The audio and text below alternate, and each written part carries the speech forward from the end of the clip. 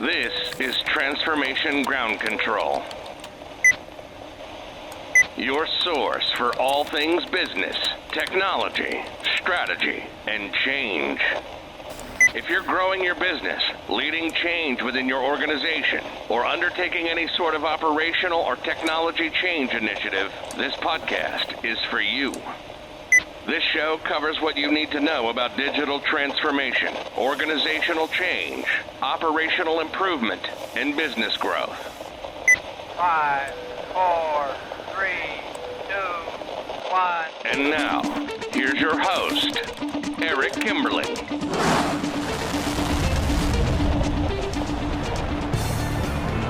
Hello, and welcome to Transformation Ground Control, episode number 33. I'm here with Kyler Cheatham. Kyler, welcome to the show. Thank you so much for having me.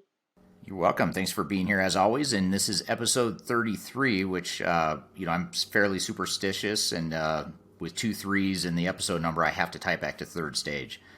So it's an extra special episode, just like episode number 3 was. And so number 33 is a special number for third stage in our team. So exciting show here today. You can find us, by the way, before I get into the agenda and outline for what we're going to cover today. Be sure to check us out on social media. We have daily posts on LinkedIn, YouTube, Twitter, and Instagram. Be sure to check us out there. And also check out new episodes of this show every Wednesday on YouTube and all the audio-only podcast platforms like Apple, Spotify, Amazon, and whatnot. And today we've got a great episode planned for you. We have a couple guests on the show here today. The first guest we're going to have on in just a few minutes is Jedd Hafer, who's from an organization called Mission Peace. And it's an organization that specializes in organizational and leadership psychology. And so what we're going to talk about is a list of questions I have for him about leadership, emotional intelligence, and organizational psychology, particularly as it relates to change and leading transformation. So if you're into the organizational and human side of change, as I am and Kyler is and others on the third stage team are, you're not going to want to miss that discussion. It's a really interesting way to sort of tie psychology back to transformation.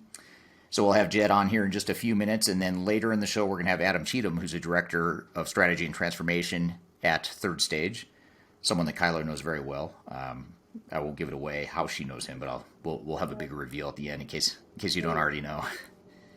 I'll give you a hint. They have the same last name, so Adam will. Unfortunately, you do, right? Just kidding. So we'll have Adam on the show. We're actually going to play a clip from a recent conference presentation he gave that is about how to start your digital transformation, particularly if you're a small and mid-sized organization. So the topics are actually relevant to any size organization, but he really hones in and unpacks what's important and what the priority should be if you're a mid-market or smaller organization. So be sure to stick around for that. We'll have Adam on later in the show. But before we get to Jedd and Adam here on the show, I know you've uncovered some trends or topics that are of interest to you related to leadership and change management just in recent news. So why don't we get started there? Yeah, absolutely. I'm excited to be able to kind of tie back into the human people side of digital transformation with some of our current events happening. So one of the articles I found this week talked about a book actually for our book club, right? Is Getting to Nimble, How to Transform Your Company into a Digital Leader by Peter High. So this actually talks about the importance of CIO's role in digital transformation. So I thought we might start off, Eric, with just kind of getting your themes or characteristics of a digital transformation leader. What are some really important things to monitor or be aware of if you are leading at the executive level for digital transformation? Sure. That's a very broad question. I wasn't expecting that coming out of the gates, such a meaty question like that, but that's a good place to start. I just, like to. Right. Yeah. You don't mess around. So I think the main things that you come to mind are sort of 2 buckets. One is the general leadership characteristics that you expect to see from a good leader. So things like good communication, strong vision, collaboration, humbleness, that sort of thing. I think those are all important things, just general leadership characteristics. But when you talk about leading a transformation or a digital transformation in particular, I think there's additional nuances that you have to add to the mix there. There's things like, being able to spot and recognize misalignment and an ability to keep your team aligned throughout the entire transformation, because that misalignment will ultimately be what undermines or challenges your transformation if you don't address it. The recognition that change management is so important, and the fact that the human side of change is what's really going to make you successful in this overall transformation. And then I'd say, if I'm just summarizing here, hitting the highest points or the things that first come to mind with that question, I'd say the last thing would be an ability to spot BS, I guess would probably be a best way to put it.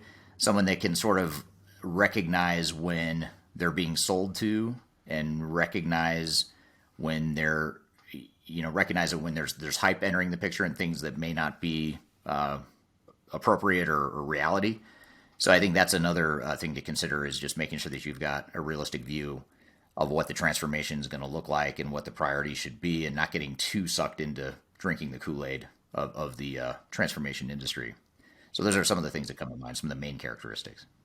Yeah, definitely. I love the BS radar. That's important for any executive to have. So when it comes to CIOs specifically, I'm curious, are they typically the leader of a digital transformation? We know that there needs to be a lot of variety, right, on the ERP core team, but who typically is the executive sponsor on a digital transformation project, or the leader, if you will?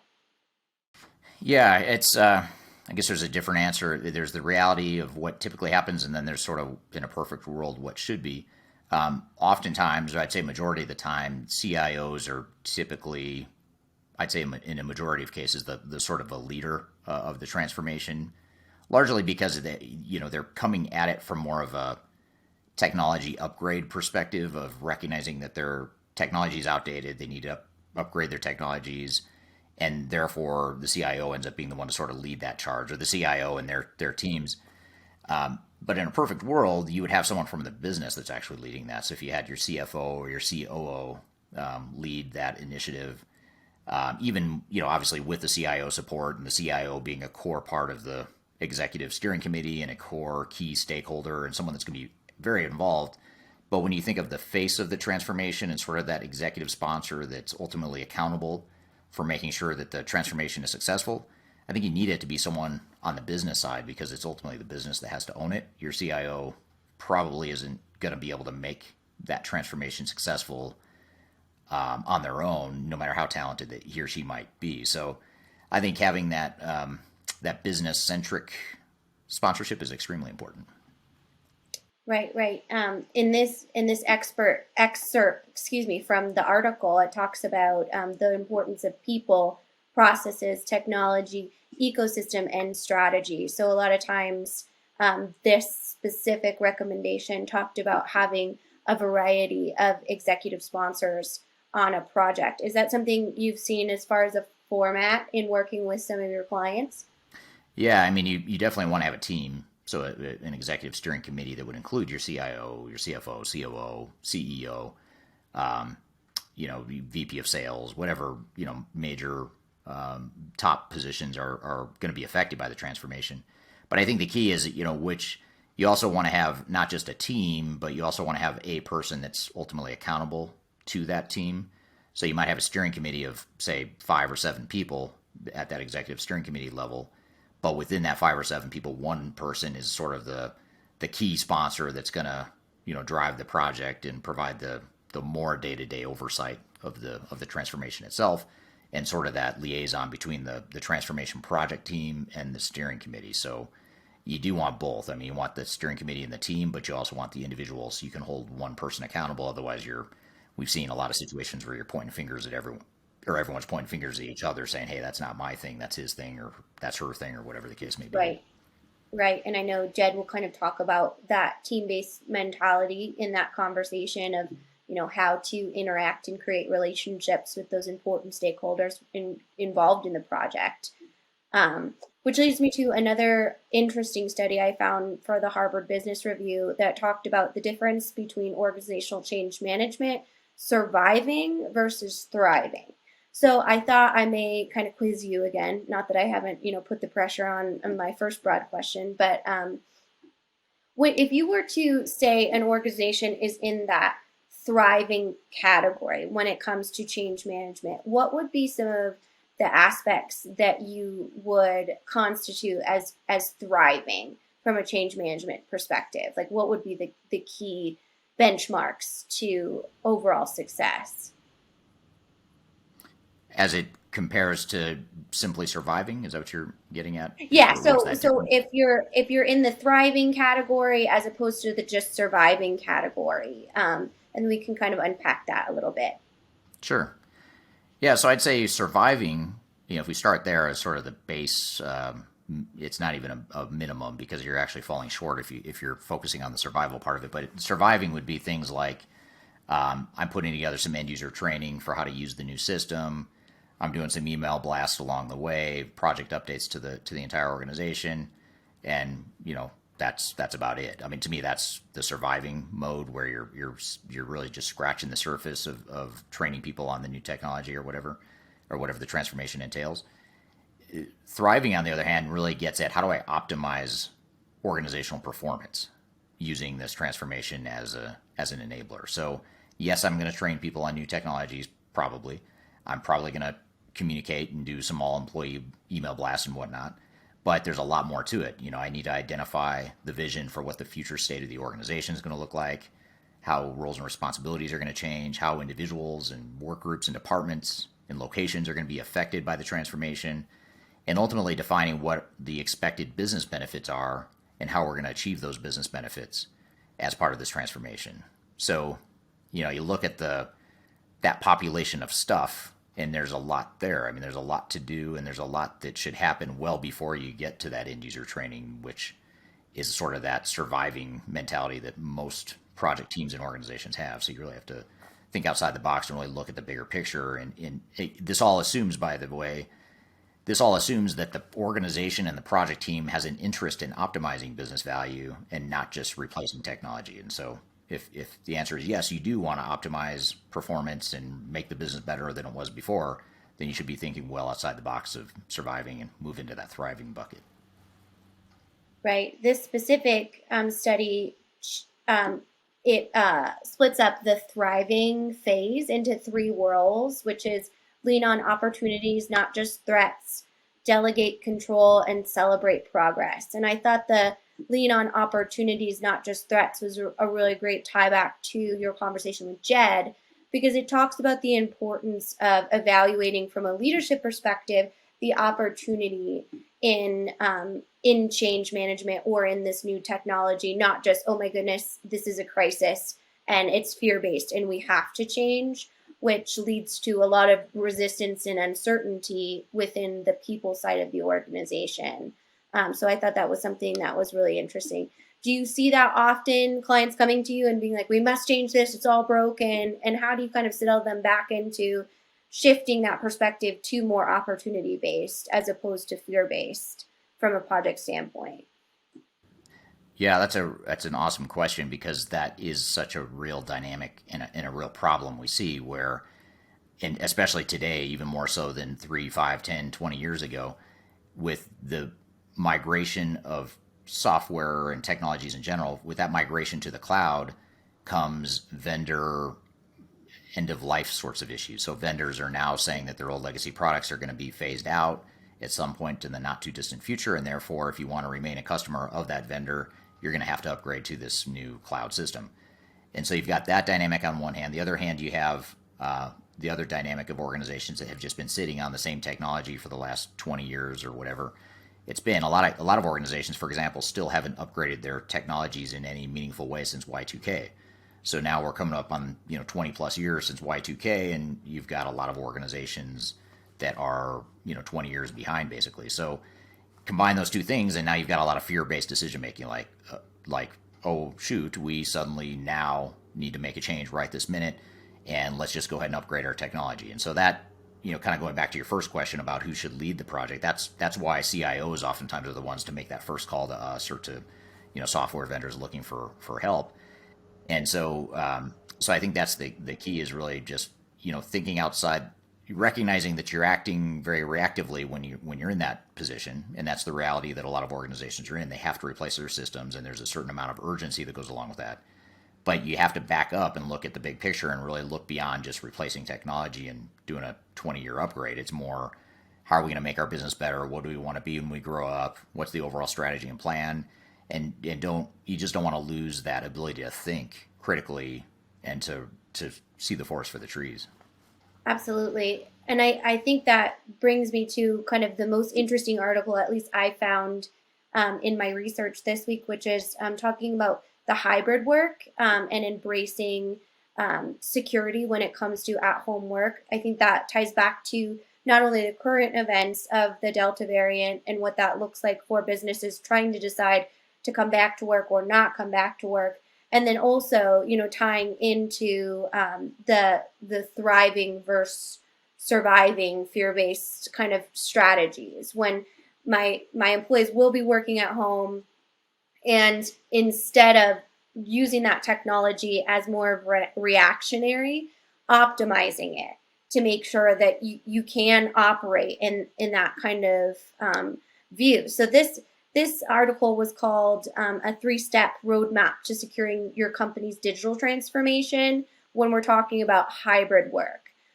So it was talking about cloud security, and we've talked about this obviously a lot on different episodes. And I found this really interesting statistics from Gardner that says 99% of cloud security mishaps will be the customer's fault rather than the cloud vendor's fault. So it's important to incorporate solutions such as cloud security management and what that looks like. And I wondered if you could kind of explain that to me. Like, why would that security feature within the remote workforce, the cloud security, why would it be the customer's fault as opposed to the actual business's fault? Sure. Yeah, I mean, I think a lot of it, first of all, has to do with, are you using that cybersecurity tool set the way you could be or should be? That's part of it. But I think the bigger risk for cybersecurity that would fall on the organizations themselves, not their software or technology providers, is all the processes and workflows that touch or are affected by security. So, for example, if you're putting in a new enterprise-wide technology like an ERP or human capital or CRM system, you need to do so in a way that has certain controls and security profiles and things that sort of mitigate risk of the ability to, for example, to create a vendor and pay a vendor on the same day. If one person can create a vendor, they can process an invoice and go ahead and pay a vendor. That means that in theory, I could create Eric Kimberling as a vendor, and I'm going to go ahead and pay Eric Kimberling, $500,000. Now, obviously, that's going to get flagged by internal audit, and that's probably not going to work out very well. But we see a lot of organizations, or a fair number of organizations, that have more smaller scale fraud, if you will, and that's not a technology issue per se, although it kind of is, in that the systems may not have been set up in a way that segregates duties and segregates people's jobs to where they can't engage in any sort of processes or activity that would endanger or create security issues. So I think that's probably where they're coming from, and I would agree with that statement that so much of security issue is related to people. And you look at like phishing scams and people clicking on clickbait or links that are taking you to a website that's meant to somehow hack your systems or whatever. So that's the kind of thing you have to worry about. So a lot of it, just as much of it, is behavioral as it is technical, and there's also that workflow and business process and the way you deploy the tools that is all in the realm of what the organization should be doing, not the technology provider necessarily. Yeah, that makes a lot of sense. Thanks for kind of walking us through that, as it's definitely something that is on the minds of a lot of companies. Specifically, I know today we're going to talk about some small business tactics, small to mid-sized businesses when going through a digital transformation. So I wondered if you might kind of give us the first step of what a company kind of in that situation, or the first step of leadership, I should say, in a small to mid-sized business. What should kind of their first thoughts be when they're looking at transforming a new technology? Well, I'd say, first of all, forget about the technology and focus more on your business and what you are trying to accomplish and what your vision for the organization is, and then sort of work your way to the technology from there. If we go in with a shiny new technology object and use that as the leading factor, that's going to lead us down a path that's going to distract us. It's going to cost more money than we need to be spending, and it's probably not going to deliver the value that's aligned with our business goals and objectives. So if we start off with our vision and strategy and sort of how we cast our minds forward to what we think the organization is going to look like in 5 to 10 years and what the operations might look like in 5 to 10 years, then we can start to craft a technology roadmap and solution that best fits that, rather than leading with the technology. So that would be my biggest advice, is just to sort of flip that, forget about digital, forget about technology, and focus more on the business first. And then once you've got that stuff figured out as far as what you want that future state to be, then you figure out how the technology might fit into that picture. Right, definitely. And then this specific study, when I was looking at it, is titled "Where Small to Mid-Sized Businesses Go Wrong in Their Transformation." And one of the pieces in here talks about reaching out for a data specialist, and really looking at that from the processes standpoint of needing that additional insight. Is that something that you've seen with small to mid-sized businesses, is just kind of a lacking idea of how to kind of clean up the operational data? Yeah, that is a big part of it, largely because so many small and mid-sized companies don't have that internal competency. It hasn't been required to get them to where they are today, but to get them to where they want to go in the future, that may be a requirement. So that is pretty common to see that and other technology gaps or deficiencies internally that you don't have today, but you might need in the future to help you get there. And would you say that's something that kind of sets apart those larger organizations versus the small to mid-size, is just those internal abilities to complete specific aspects of a digital transformation? And is that why kind of Third Stage has a specialized small to mid-sized business team that helps with that? Am I oversimplifying if I just say yes to all of the above? I'd say yes. That is Yes. that is something that's different with bigger organizations, is they tend to have more maturity and more competency built up in-house, whereas small and mid-sized companies aren't as likely to. And that is something that we focus on or hone in on when we're dealing with the mid-market, is helping them not necessarily become a big sophisticated IT shop overnight, but you certainly help them build those competencies as they need them over time. Definitely. And then the people side of things can be much different in that small to mid-sized tier culture. A lot of the businesses that I know we work with at Third Stage are multi-generational, they're family owned, and a lot of times that can look more like a lifestyle. And those relationships that we talk about with Jedd are, much more emotionally based than you would have with other coworkers. So do you have a different kind of change management or people strategy when it comes to small to mid-sized businesses?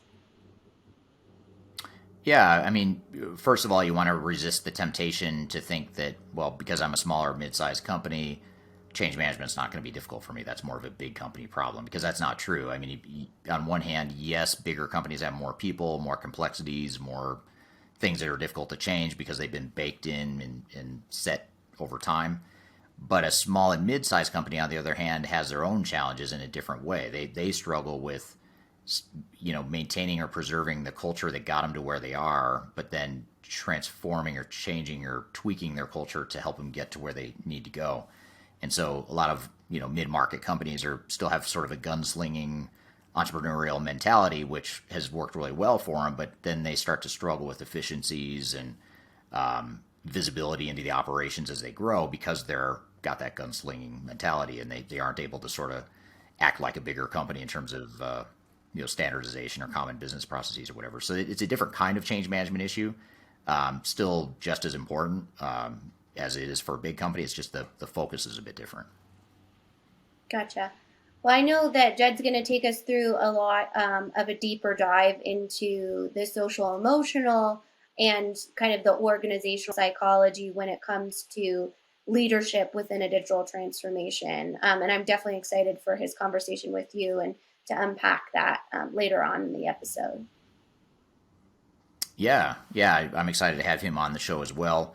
It's a bit different, he's going to be a different guest than what we've had in the past, in that he's not a digital transformation guy. He's definitely not an IT or CIO type, which has been a lot of who we've had on the show in the past. And he'll probably be a little closer, Mike, to my comfort zone than some of the other more technical guests we've had in the past. And he considers himself an emotional intelligence expert, founded or based on the whole love and logic concept, which if you're a parent, love and logic is something that I have found invaluable as being a relatively new parent and walking into a stepdad sort of situation where I didn't know what I was doing. Love and logic was very helpful in that way, and that's actually what led me to Jedd, is that connection I had between love and logic as a parent and then applying some of those same concepts of love and logic to organizations as well, and leaders and project teams and things of that nature. So for those of you listening that don't know what love and logic is, don't know what emotional intelligence means or any of that stuff, that's what Jedd's going to be on to help us unpack and explain a little bit more, and he can explain a lot better than I can. So we're going to have Jedd Hafer on the show here in a second. Be sure to stick around. This is going to be a really good conversation because we're going to talk about organizational dynamics, leadership, the psychology of organizations and teams, particularly as it relates to leading transformation and change within organizations, and some of the conflict and tension and dynamics that happen as a result. Those oftentimes are the things that derail these transformations. So that's why you want to stick around. We'll be right back. We're going to take a quick break, though, and then we're going to have Jedd on the show as soon as we get back. So we'll be right back with more Transformation Ground Control.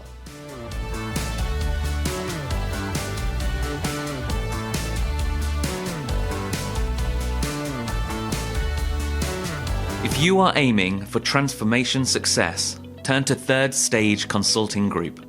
Third Stage's independent and technology-agnostic consulting team helps clients define their digital strategies, define their roadmaps, and manage their transformations. With offices in the US, Europe, and Australia, our team helps the world's most forward-thinking organizations through their transformation pitfalls and risks. If you are embarking on a digital transformation or business change initiative, contact Third Stage Consulting to see how we can help you reach the third stage of transformation success. Learn more about us and download independent reports, videos, and other best practices at thirdstageconsulting.com.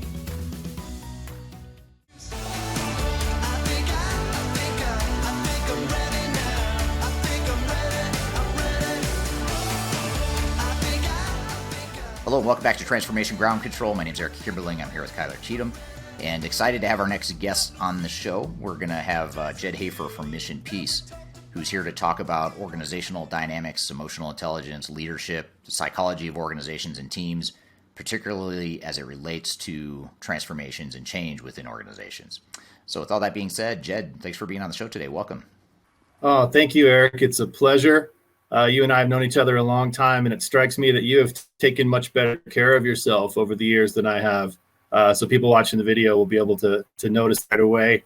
But it's a great pleasure to join you. I'm excited to be talking about this stuff. Yeah, absolutely. And just to build on that, you and I we went to the same high school. So we were in different classes, different grades, but we grew up in a tiny little town in the mountains of southern Colorado called Woodland Park, Colorado. So that's how we first crossed paths, and it's a small world. We're crossing paths here again, 25 years later. Yeah, and I always wondered what happened to all the smart kids, and so now I know, catching up with you, that gives me some insight on where some of the smart kids went. Right. Yeah, and same goes for you too. Now I know where you in particular went as a smart kid, and excited to chat with you about it. So I guess to start, tell us a little bit about yourself and about Mission Peace. Maybe just give us a little bit of background of sort of who you are, how'd you grow up in this space, what is it, all that good stuff. Sure. So I founded a company called Mission Peace about a year ago, a little over a year ago. Our website is mission-peace.org. Think of the dash as a bridge. And I really founded it because I saw lots of my friends and family members fighting with one another. And for years before that, I worked for the Love and Logic Institute. And I really feel like I've become an emotional intelligence expert, kind of by accident, but also because I've just always been fascinated with what makes people tick, what makes them do what they do. And I tried really hard to foster peace between people that I cared about who were going at each other. And if you've spent any time on social media, you've probably seen this. Part of the mission of Mission Peace was to foster better relationships and more peace between especially people in authority. So law enforcement, and going way back, my main audience was teachers, especially teachers that worked with really tougher students, tougher kids. And so that's how I kind of landed in this space. And I absolutely love helping people get better with other people. Right. Such a basic but fundamental and important overlooked aspect of emotional intelligence and just organizational dynamics in general. I always say, if you're good with people, we'll make you better. Right. That's a good slogan in an area not enough people focus on. So when we think about, so just sort of diving into what you do and what Mission Peace does, I know one of the things you just mentioned and you and I have talked about before is this whole concept of emotional intelligence. Maybe you help us understand what is emotional intelligence? How does it apply to us as humans, to organizations? What is it? Yeah, I measure it a little differently than other emotional intelligence experts. People will even use, if you think about IQ, that they'll use EQ as a measurement of your emotional intelligence. And to me, it's not just what you know. I try to take it one notch more practical and really tune into how effective you are, basically intentionally affecting other people in the way that you want to. We have 6 principles at Mission Peace, and our first is respectful engagement. We try to be very proactive, and so you're deciding to be respectful even before the interaction starts. You're sort of making a commitment that we're going to engage respectfully before it even starts. And our kind of tagline throughout these live trainings, I mostly do live training and in-person consulting. I'm big on that stuff. Our tagline throughout is that intentionality wins the day. Intentionality will pull us into greatness in whatever the area is. But I go back to the old, people remember the old Jerry Springer shows. They'd usually bring people on stage intentionally to get them screaming at each other for the entertainment of the audience. And you'd see one person get louder and then the other person would get louder, and they would interrupt each other at quicker and quicker intervals. I teach de-escalation and emotional intelligence. What we found is that the person being intentional can actually bring the other person down. Intentionality tends to win the day. And so if I've set out ahead of time with this goal and I'm more proactive as the other person is being more reactive, I can usually have the desired outcome, or at least I can control my part of the equation and stay classy and stay employed. That was one of the big deals with teachers, is let's not do anything that's going to jeopardize our career. So that's, to me, emotional intelligence is first and foremost about intentionality. And then we start with ourselves. We start with a self-awareness and then move into other awareness and empathy and the factors that make us good at this stuff. Right. Yeah. Yeah. And it seems like, you talk about Jerry Springer back in the 90s or whenever that was, that he was around, but it seems like in today's day and age, in today's culture throughout the world, not just even in the United States, it seems especially prevalent in the United States just because that's where you and I are, but even in other parts of the world, it just seems like people's opinions and views of each other have just sort of diverged and become more extreme. And you have a lot more Jerry Springer moments, it feels like, every day, and people you deal with personally on a personal level or even organizationally within organizations as well. Yeah, that's my mission. Fewer Jerry Springer moments, fewer bad YouTube videos involving people in authority, and either having lose their temper and misuse their power or their authority. And that goes back to love and logic. That's my first mission as a parent, is not to ever misuse or abuse the power that I have when I'm trying to raise kids. So that's where this really started for me. And as you know, those principles apply just across human interaction. Right. Yeah. And in fact, when I had first reached out to you about potentially being a guest on my show here, the reason is because of your love and logic background. And I knew of you obviously from high school and had been following you over the years. And I knew you were a love and logic type person even before you started Mission Piece. And, when I had just a quick backstory that I think will kind of relate this back to the whole concept of organizational transformation, digital transformation, business transformation, all that stuff. But I've always been an organizational change consultant since I started my career in the late 90s out of grad school.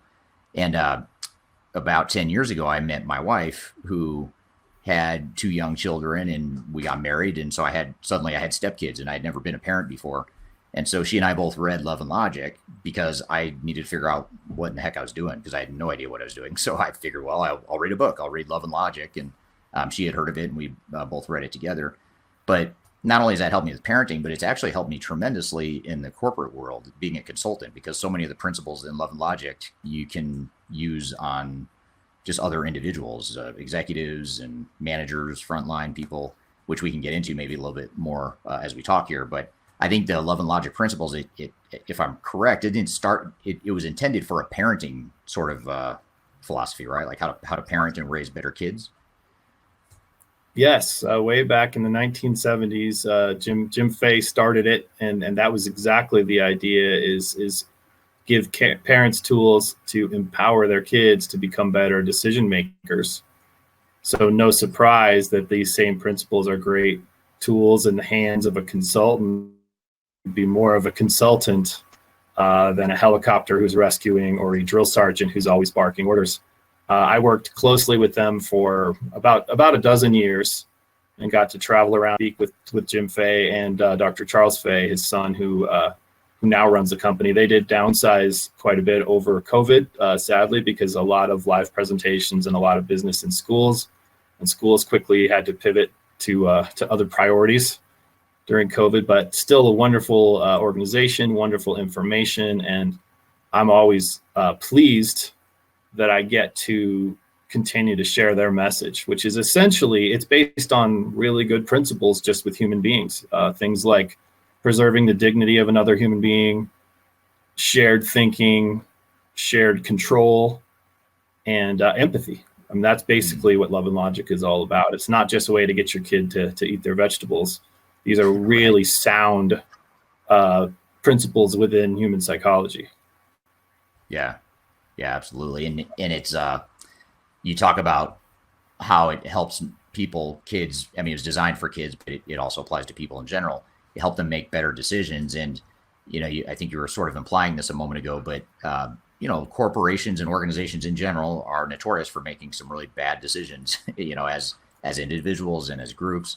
And that's the thing that really struck me, is that Love and Logic is a great framework to sort of create a certain amount of accountability and also an understanding of consequences for organizations. Every organization and leader we deal with, they have some sort of vision, easy answer, an easy answer with no consequences and no downside risk. And it's totally unrealistic. So what we do is try to frame it differently and say, well, no matter what decision you make, there's a risk. There's going to be something you don't like about it. So let's pick one. And here's the pros and cons of each. And here's what we think, but you decide whatever you want. You're the client. I mean, I'm oversimplifying, but that's the way it's affected me as a consultant. But tell me what have you seen, or how have you seen it used in, we talked a little bit about parenting, but focusing more on organizationally, how have you seen some of those principles used successfully in organizations you've consulted with or to? Yes. If I'm a boss, I want to raise, just like a parent, I don't just want to raise an obedient kid. I want to raise a good decision maker. right? So if I'm a boss, I want to have a team of good decision makers, not just necessarily people who do what they're told without thinking critically or without understanding the why. I was a why kid growing up. I remember asking my parents the rationale, the why behind just about everything. And they usually had a good answer. And I was never a fan of because I said so.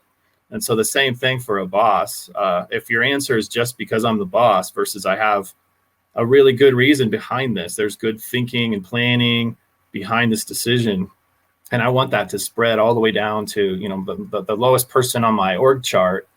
I want good thinkers and decision makers and responsible people. So yeah, the parallels are amazing because the very things I want out of kids I might be raising using these love and logic principles. That's exactly what I want on my team. I want good thinkers, good decision makers, and people who take responsibility. Yeah. And especially in complex decisions, that aren't easy. You want them to critically think through all the nuances of those decisions. I guess I want them to eat their vegetables too, just for their own good and stuff.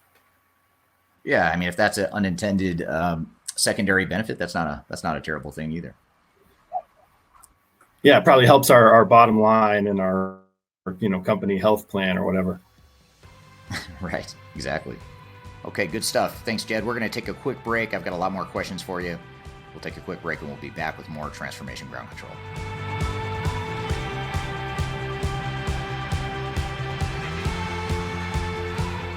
If you are aiming for transformation success, turn to Third Stage Consulting Group. Third Stage's independent and technology agnostic consulting team helps clients define their digital strategies, define their roadmaps, and manage their transformations. With offices in the US, Europe, and Australia, our team helps the world's most forward-thinking organizations through their transformation pitfalls and risks. If you are embarking on a digital transformation or business change initiative, contact Third Stage Consulting to see how we can help you reach the third stage of transformation success. Learn more about us and download independent reports, videos, and other best practices at thirdstage-consulting.com.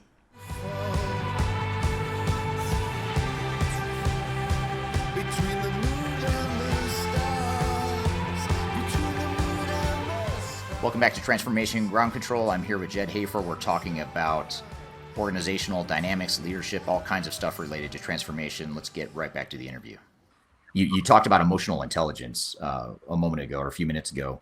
What when it comes to emotional intelligence, what are some of the biggest challenges that leaders within organizations typically face when it comes to emotional intelligence? I think it's the balance. It's very difficult to balance the traits of a good leader because they can be seemingly conflicting. Again, same as in parenting, we talk about really, you're just a leader.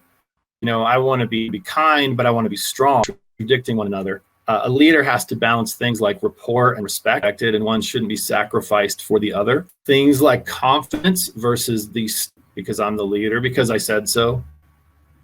That tends to, I think that's probably the biggest one that gets leaders in trouble, is we all have an ego, and if we're not careful, we can surround ourselves only with people that feed that ego and tell us we're right, versus the idea of I'm going to have this growth mindset as a leader, and I'm going to embrace feedback. We always say feedback is our friend. Good feedback, especially coming from a caring source that's aligned with my goals, that's our best friend.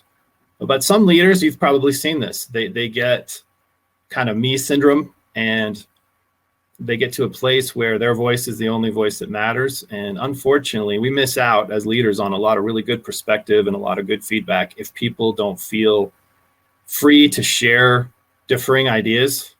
And this goes back to mission peace too. There are people that just kind of bullying each other on the internet. You're not allowed to disagree with me. You're not allowed to have a different opinion. It's not just that you have a different opinion. If you disagree, it's because you're a bad person.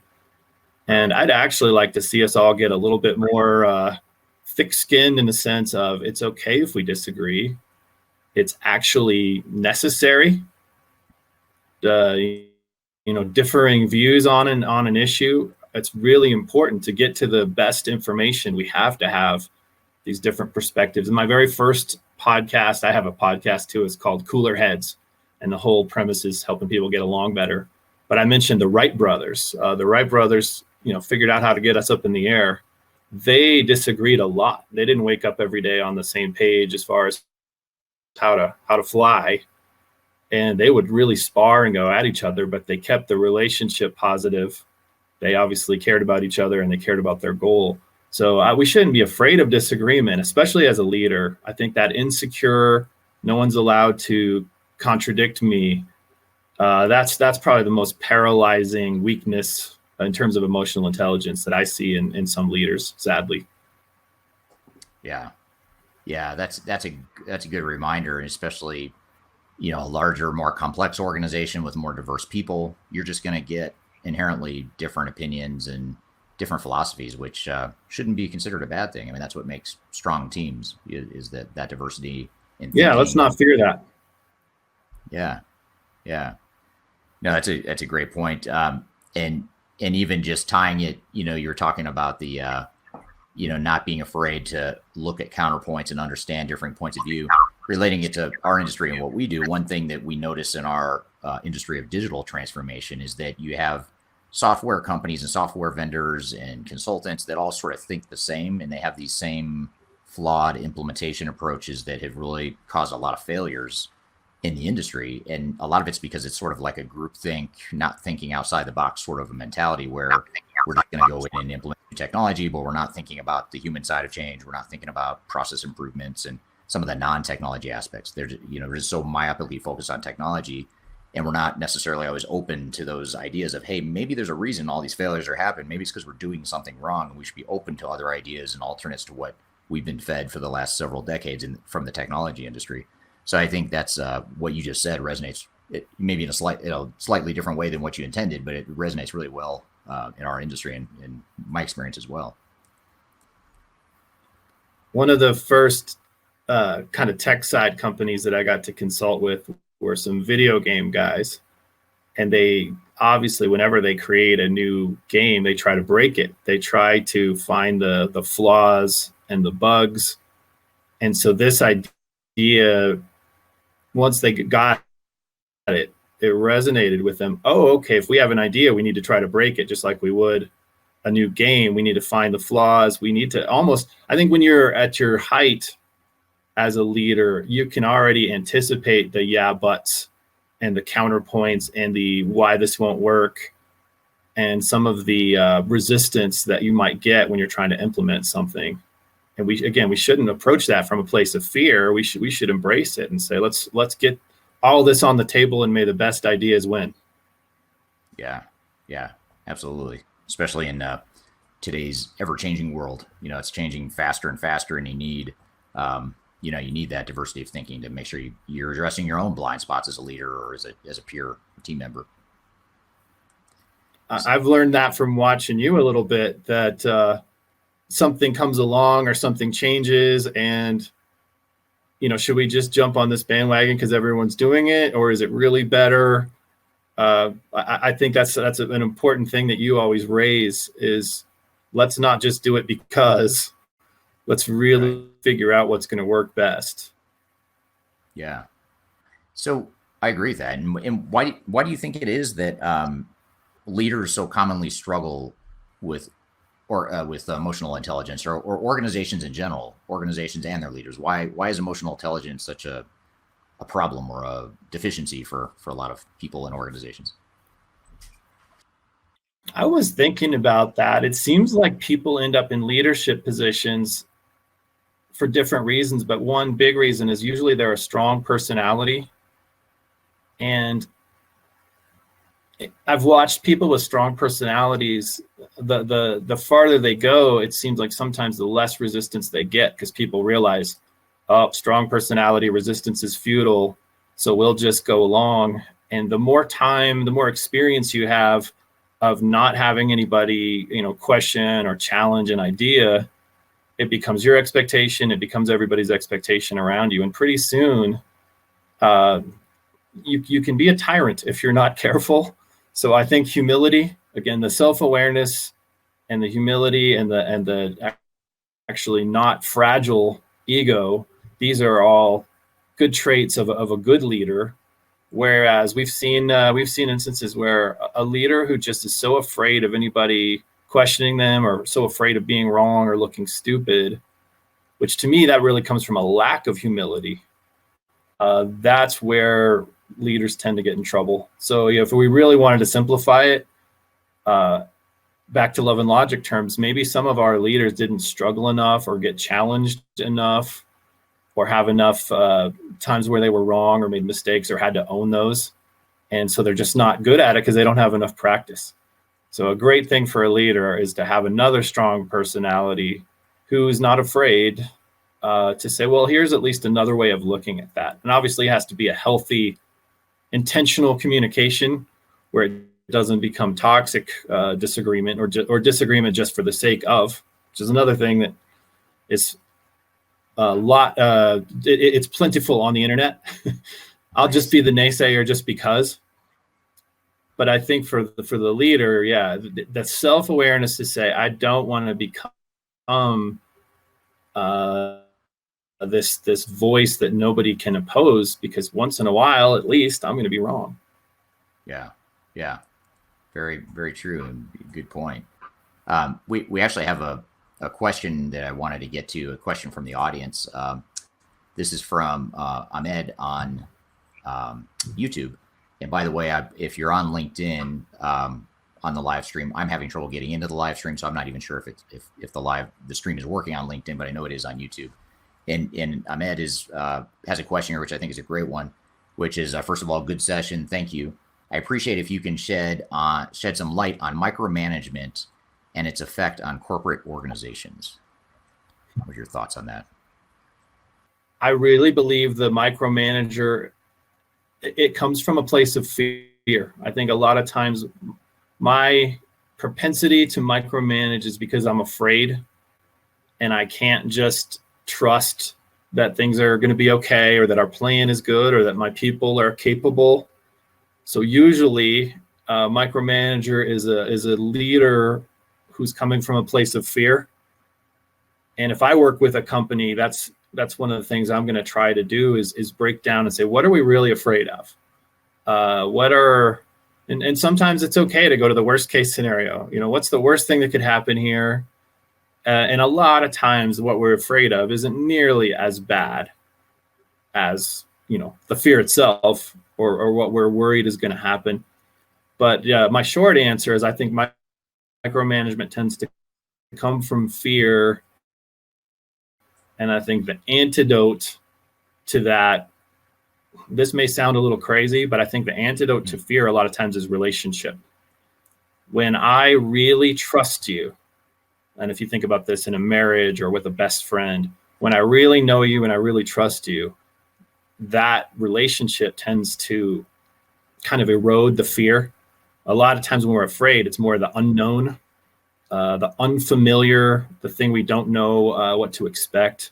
So the longer we can go, and if we build this positive relationship, I think that helps alleviate some of that fear. Now, if I have a leader who's just their base personality is to overly worry, that means there's some self-awareness work that leader needs to do.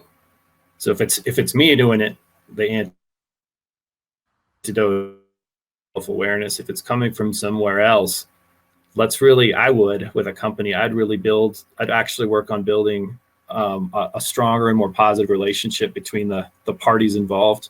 Because then when I trust you, I don't have to micromanage you. I know it's you, Eric, you're going to do a great job. I don't need to micromanage you because we have a relationship and I know. Yeah, that's super interesting. I guess it's almost like, in the absence, the relationship, it seems like the relationship creates knowledge in some ways. It's a comfort, it's knowledge, it's a understanding. And in the absence of that knowledge and understanding and comfort, I guess in some cases, I might assume the worst, depending on what my personality is or, my general level of trust. I might assume the worst, and therefore I'm going to micromanage because I'm assuming the worst. I don't have the information, I don't have the trust, I don't have the confidence. Is that sort of what you're saying? It kind of feeds into it?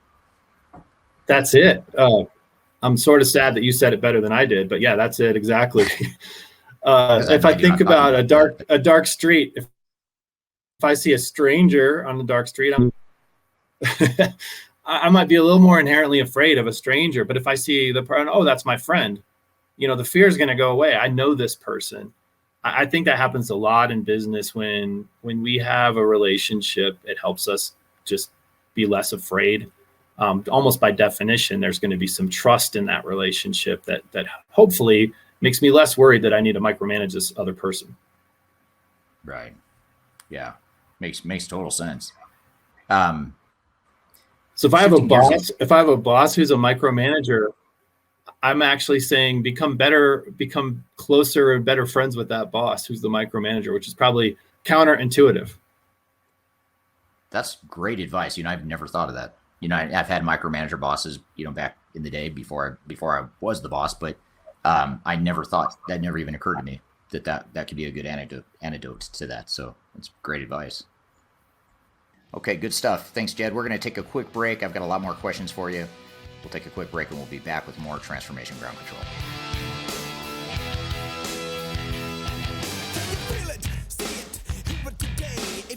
If you are aiming for transformation success, turn to Third Stage Consulting Group. Third Stage's independent and technology agnostic consulting team helps clients define their digital strategies, define their roadmaps, and manage their transformations.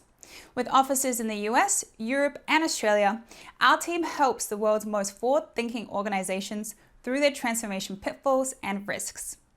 If you are embarking on a digital transformation or business change initiative, contact Third Stage Consulting to see how we can help you reach the third stage of transformation success. Learn more about us and download independent reports, videos, and other best practices at thirdstage-consulting.com.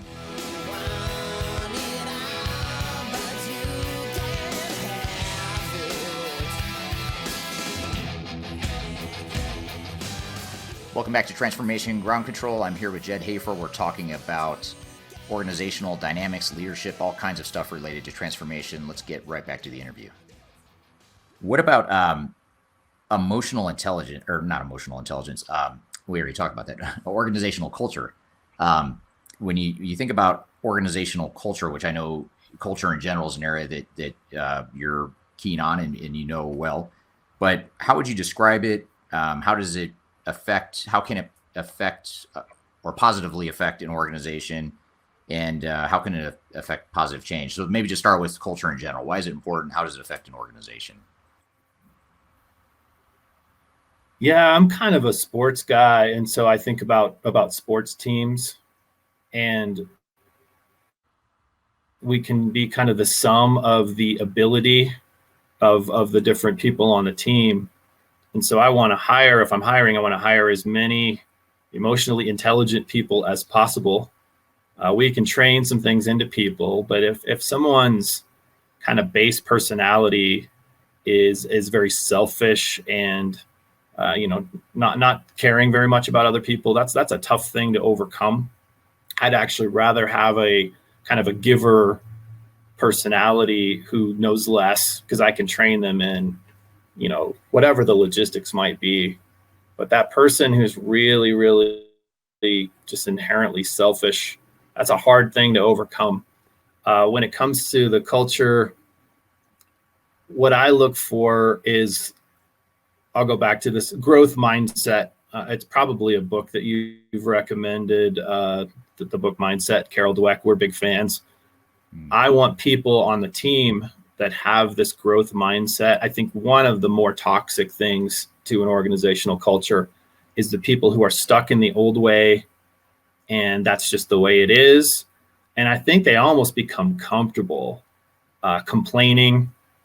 I see this in professions. Again, I'm working with a lot of teachers, and many of them wonderful. There's a certain segment of teachers that are kind of happy martyrs, in a sense that our job is so tough and our job is so bad. I see this now as a thing to battle against in the culture of a law enforcement agency. We have this really tough job, and nobody understands how hard it is. And I want to have empathy for that position. Yes, it really is hard. and still a growth mindset. Let's not sit here helpless and say this is so tough and there's nothing we can do about it. I worked with teenagers in trouble for a long time before I worked for Love and Logic. And there was a certain segment of our staff that would want to go to the bar afterwards and talk about how bad the kids were. And those were not my people. My people were the ones who wanted to share the amazing success stories, because I feel like hope and optimism, especially working with people who have been through a lot of tough stuff, those are almost magic bullets, versus that sort of pessimistic, woe is us, it's never going to get any better. That to me is really the anchor bringing down a lot of organizational cultures. So yeah, give me the optimistic person, give me the growth-minded person. And I mean, once in a while, there are people who are just not a good fit for my organization. And I think the selfish pessimist is the person I really would like to cut from the team before the regular season starts. Right. No, that's a great point, and a couple great points there. One is the hope and optimism, and how that's gonna win in the end, and that can be very powerful. I think if we let it, I guess is sort of the caveat. If you let hope and optimism be there, it's gonna win. The problem is a lot of times we don't let it in. We focus on the negative. We kind of drag ourselves down, and there's nothing else there to buoy us back up. So since you're a sports guy, I have to ask you the question. We get trained to only look for problems. Yeah, exactly. I'm sorry, I was just saying, sometimes our brains get trained to look for problems, and then we get so used to looking for problems that's what we see. Yeah, absolutely. Yeah, and there's I think this might be the third week in a row this topic has come up now, and now it's perfect for you, given that you just brought up the sports analogy. But have you seen the show Ted Lasso on Apple Plus? Yes. So I find that show fascinating for the reasons you just said, because it's a sports team and he's trying to create a chemistry, he's trying to create a culture, and he's got some, one in particular star player who is very talented. Probably I think it's his best player. It's a young superstar on the team, big name. And but he's not a good cultural fit, and so that creates a lot of drama and subplots and things he has to deal with, trying to figure out how to create chemistry at the same time as trying to create talent and trying to win. So I guess just kind of coming back to that, bringing it full circle, how can have you seen organizational culture be powerful enough to where it enables an organization to win in that way? I know it's not necessarily a win and a loss like in sports, but it can be. I mean, if you're either successful or you're not. Oftentimes as an organization, do you see it having a direct impact on that? Yes. So my most frequent clients for the past 10 years have been schools in inner cities, really tough schools. And sometimes we were brought in to really try to turn the school around. And it's amazing. It can be the same neighborhood. It can be the same kind of socioeconomic stats, poverty levels and things that one would assume, oh, this is a really tough school. And I've literally gone to schools that were blocks apart and they were night and day based on the positive culture versus the negative culture. And I think in particular, and educators will see this, but that optimism and that belief that things can get better versus that sort of learned helplessness that this is just a really awful place and these kids are awful and there's nothing we can do to make it better. And so absolutely, yes. I think, and honestly, I think complaining it's a symptom, but also a cause, because it becomes a habit. It's a pet peeve of mine. I feel like, there's some studies on this now. Where complaining actually changes our brain. If we complain all the time, our brains hear that in an undeletable form. You can ignore or delete lots of different things that come into your brain through your senses, but my own voice, my brain doesn't delete my voice. That's why affirmations work. People say positive affirmations out loud. Well, for the same reason, my brain hears this complaining, and it actually is training my own brain to look for what's bad. And I've just seen that be so horrendous to a culture. It's not that you're not allowed to raise issues or problems, but if you're constantly complaining, your brain hears that, everyone else hears it, and it's just terrible for the culture. So in addition to that, I would say one other, an antidote for that is have a forum in which people can raise legitimate issues, in a safe and solution-oriented way, rather than just the, is it okay to say bitch session? Sure. I think everybody feels like they need to vent sometimes, but too much of that, obviously that gets really toxic. And I would say it's more destructive than people even think. Yeah, agreed. And it snowballs and builds momentum in a bad way. But in addition to that negativity, what are some of the other challenges that you commonly see with organizational culture? This might be slightly related to our micromanager discussion, but I think the lack of trust sometimes from leaders to the people that they're leading. I would like to err on the side of believing that my people are capable. So I'm also the parent of 2 kids with special needs, and this was the best advice the Love and Logic founders ever gave me, and it's always err on the side of believing that they're capable. And the exception would be when it's something that's not safe. So I didn't hand my kids the car keys when they were 5 and just say, oh, they'll probably be fine, because that's not safe. But if it came down to trusting that they could do something or believing that they were capable or not, I'd rather err on the side of believing they're capable. So I think that's a big deal with leaders, is sometimes it's my own issue still, letting myself trust those people that they can get it done, maybe until they prove otherwise, or that they need some more help or some more direction. But I see the best leaders, they tend to really be invested in empowering their people.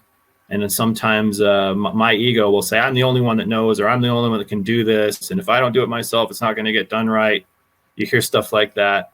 To me, a really good leader is constantly trying to kind of grow those seeds of the people that they're leading so that they become more capable. And then if I'm the leader, my life gets better and easier. Yeah, you have a really talented team around you. And it to some that might be a threat, because that could be a potential successor, or they might displace you as the leader, I guess, in theory. But if you kind of set that aside and don't worry about that, by creating all these great team members and creating a great team, that just makes you a better leader. And to your point, it makes it easier as a leader too. Yeah, you don't have to be threatened by those good people around you. They're an asset, and you should be glad they're on your team. Exactly. Yeah, and not someone else's, or a different company's team, for sure. Okay, good stuff. Thanks, Jedd. We're going to take a quick break. I've got a lot more questions for you. We'll take a quick break, and we'll be back with more Transformation Ground Control.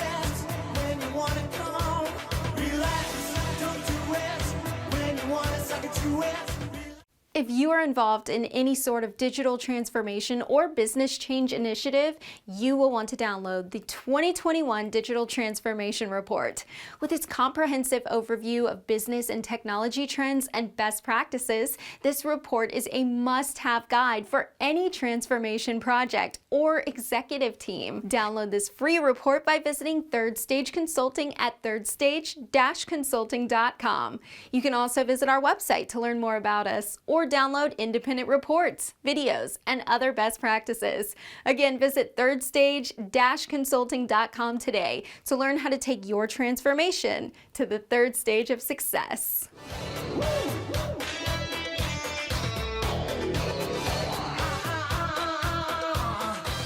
Welcome back to Transformation Ground Control. I'm here with Jedd Hafer. We're talking about organizational dynamics, leadership, all kinds of stuff related to transformation. Let's get right back to the interview. What about, you talked a little bit about, at the beginning, or not at the beginning, but a few minutes ago, you were talking about conflict in general, and how we all have, different opinions, and, Jerry Springer moments and all that stuff. But in the work we do, we're dealing with really business and technology transformation. So we're dealing with fairly significant, massive changes that in some cases are being imposed on the company because the economy is changing, the competition's eating their lunch, and they have to change to survive. In other cases, organizations are trying to just be more strategic and get a competitive advantage.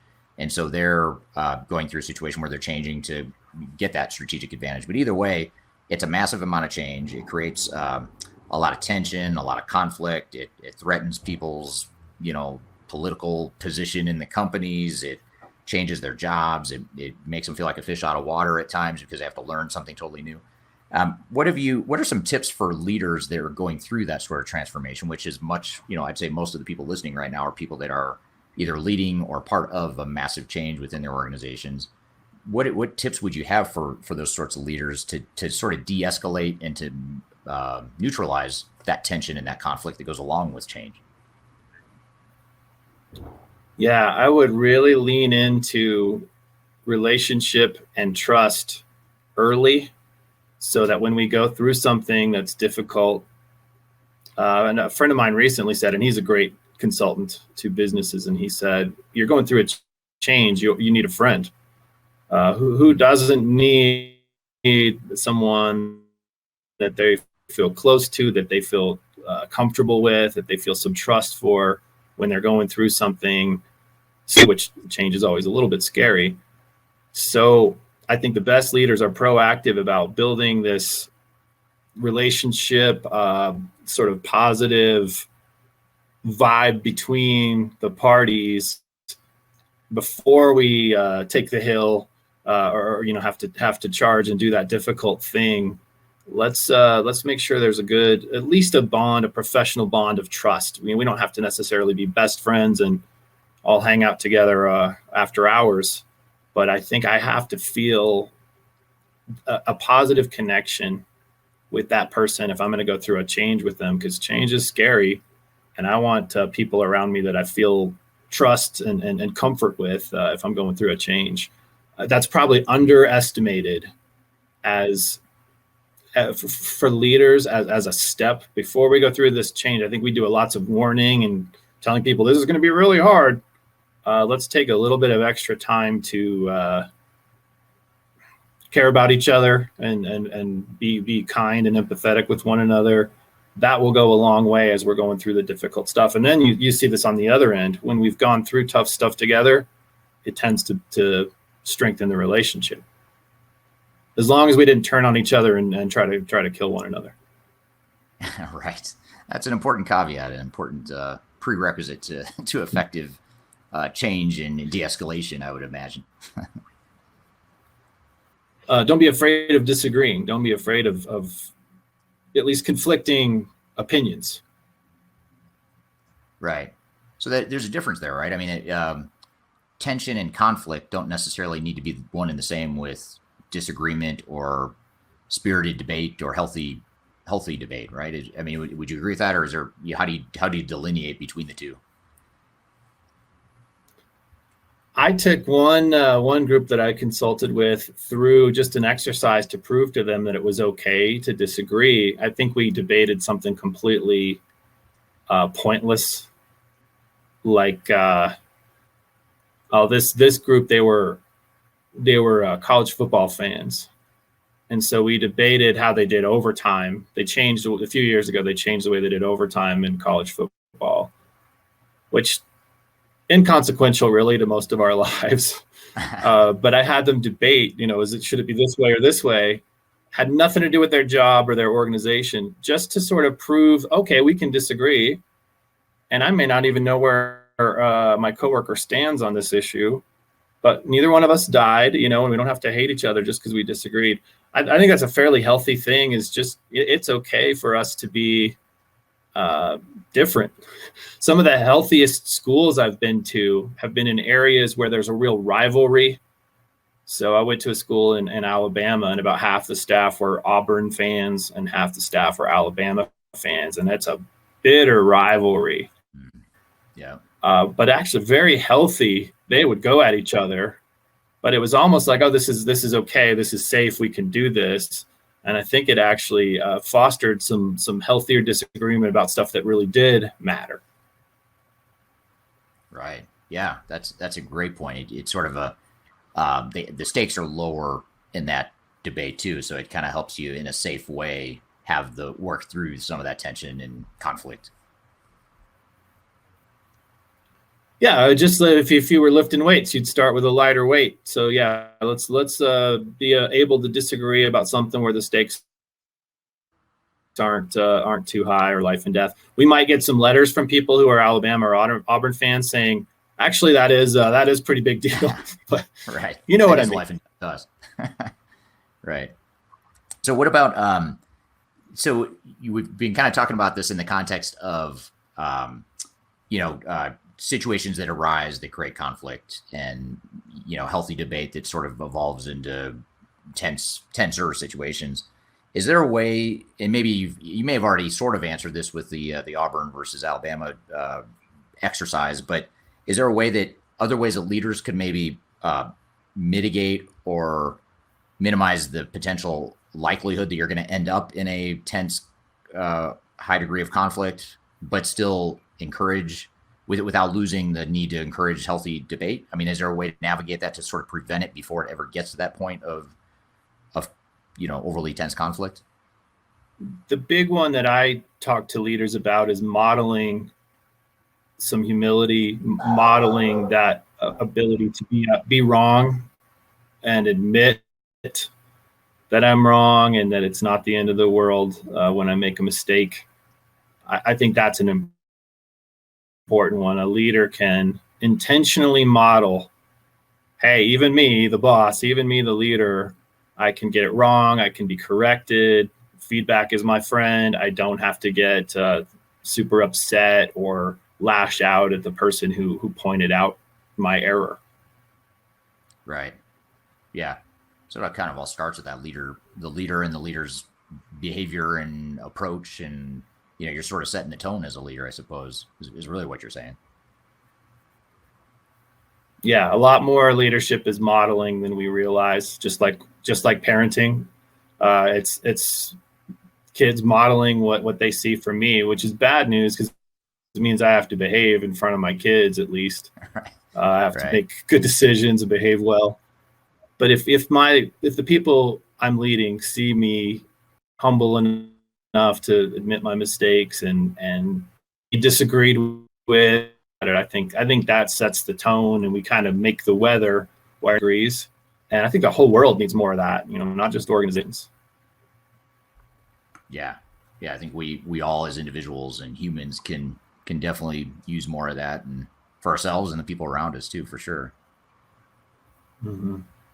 So what about, I guess just to sort of tie this all together, all the stuff we've been talking about so far.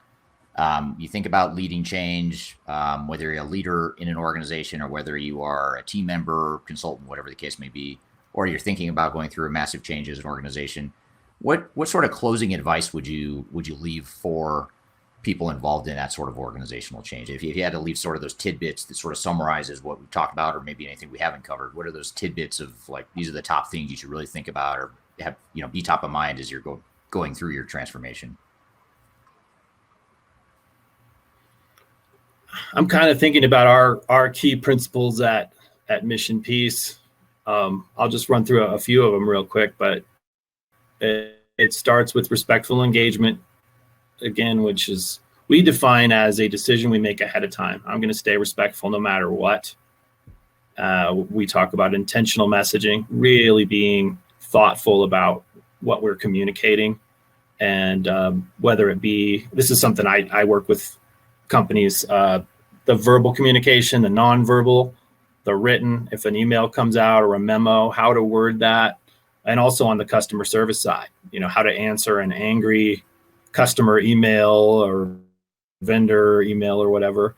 There's so much to being intentional about our communication. So many problems could be prevented if we were just a little bit more intentional about our messaging.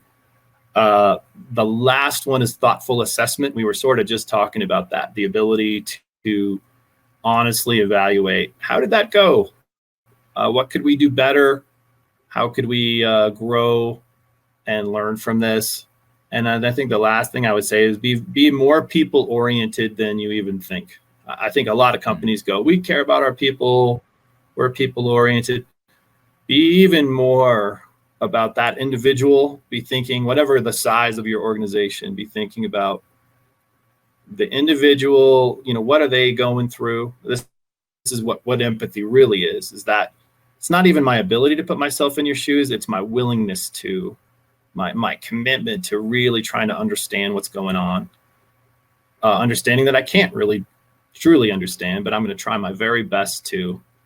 But be more invested in those individuals than you even think, because that strong bond around you with that team is probably going to take you further, even than a good strategy. Yeah, great stuff. I mean, the one that might have stood out the most, which, saying it out loud now just sounds so basic. Like, how could this possibly be the biggest takeaway from this conversation for me? But it's that relationship piece that you were talking about. It seems like so much of what we're talking about is, you think back to root causes and, what cause and effect and the symptoms that you see in organizational dynamics and the tense situations is the relationships. I mean, you've talked a lot about how the relationships and communication and the trust that you build between people. Once you have that, if I trust you and I don't agree with you, I'm probably not going to treat you like garbage, and I'm not going to be disparaging to you because I don't like your idea. I'm probably going to listen to you because I trust you. I know you, I like you, or whatever. And, it's just, it sounds so basic, again, saying it out loud, but it's just something that is so basic that I think a lot of times we just forget about it, or you just sort of lose sight of a real easy, not an easy solution, but it's not necessarily rocket science in terms of how to solve some of those dynamics. That's it. And it is simple, but that stance of respect and appreciation for my fellows, that's the stuff I teach. And to me, that's going to make a company better. There's plenty of other flaws that smarter people than me can fix, but to me, that one is so foundational, and it'll make any organization better. All right. Thanks, Jedd. That was super helpful. I appreciate you working through the technical issues we had there, and appreciate the audience bearing with us on some of those technical issues. It's not always pretty in some of those conversations. So hopefully we got the content down though, and hopefully you got some good value out of that discussion. In fact, I got so much out of that. We've got some more stuff we want to talk about after a break. Kyler and I are going to unpack some of these concepts here that Jedd brought up, and we're going to take a quick break. We'll come back and do that as soon as we return from Transformation Ground Control.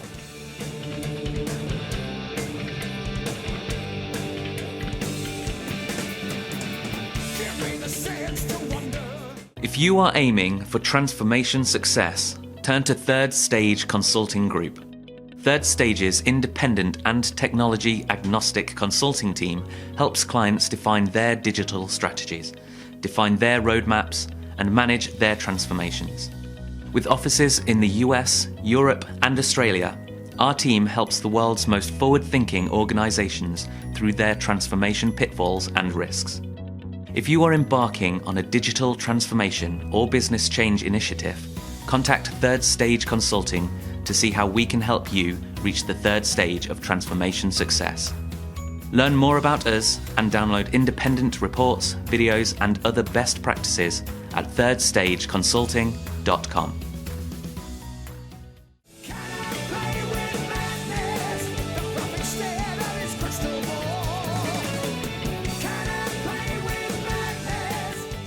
Hello and welcome back to Transformation Ground Control. My name is Eric Kimberling here with Kyler Cheatham. And Kyler, we just had this great discussion with Jedd, which I enjoyed. I don't know what your thoughts were, but I loved that conversation. I love the topic, and I love what he specializes in. And I also loved sort of trying to tie it back to what we do and what we try to talk about on this show, and what our team does at Third Stage as well.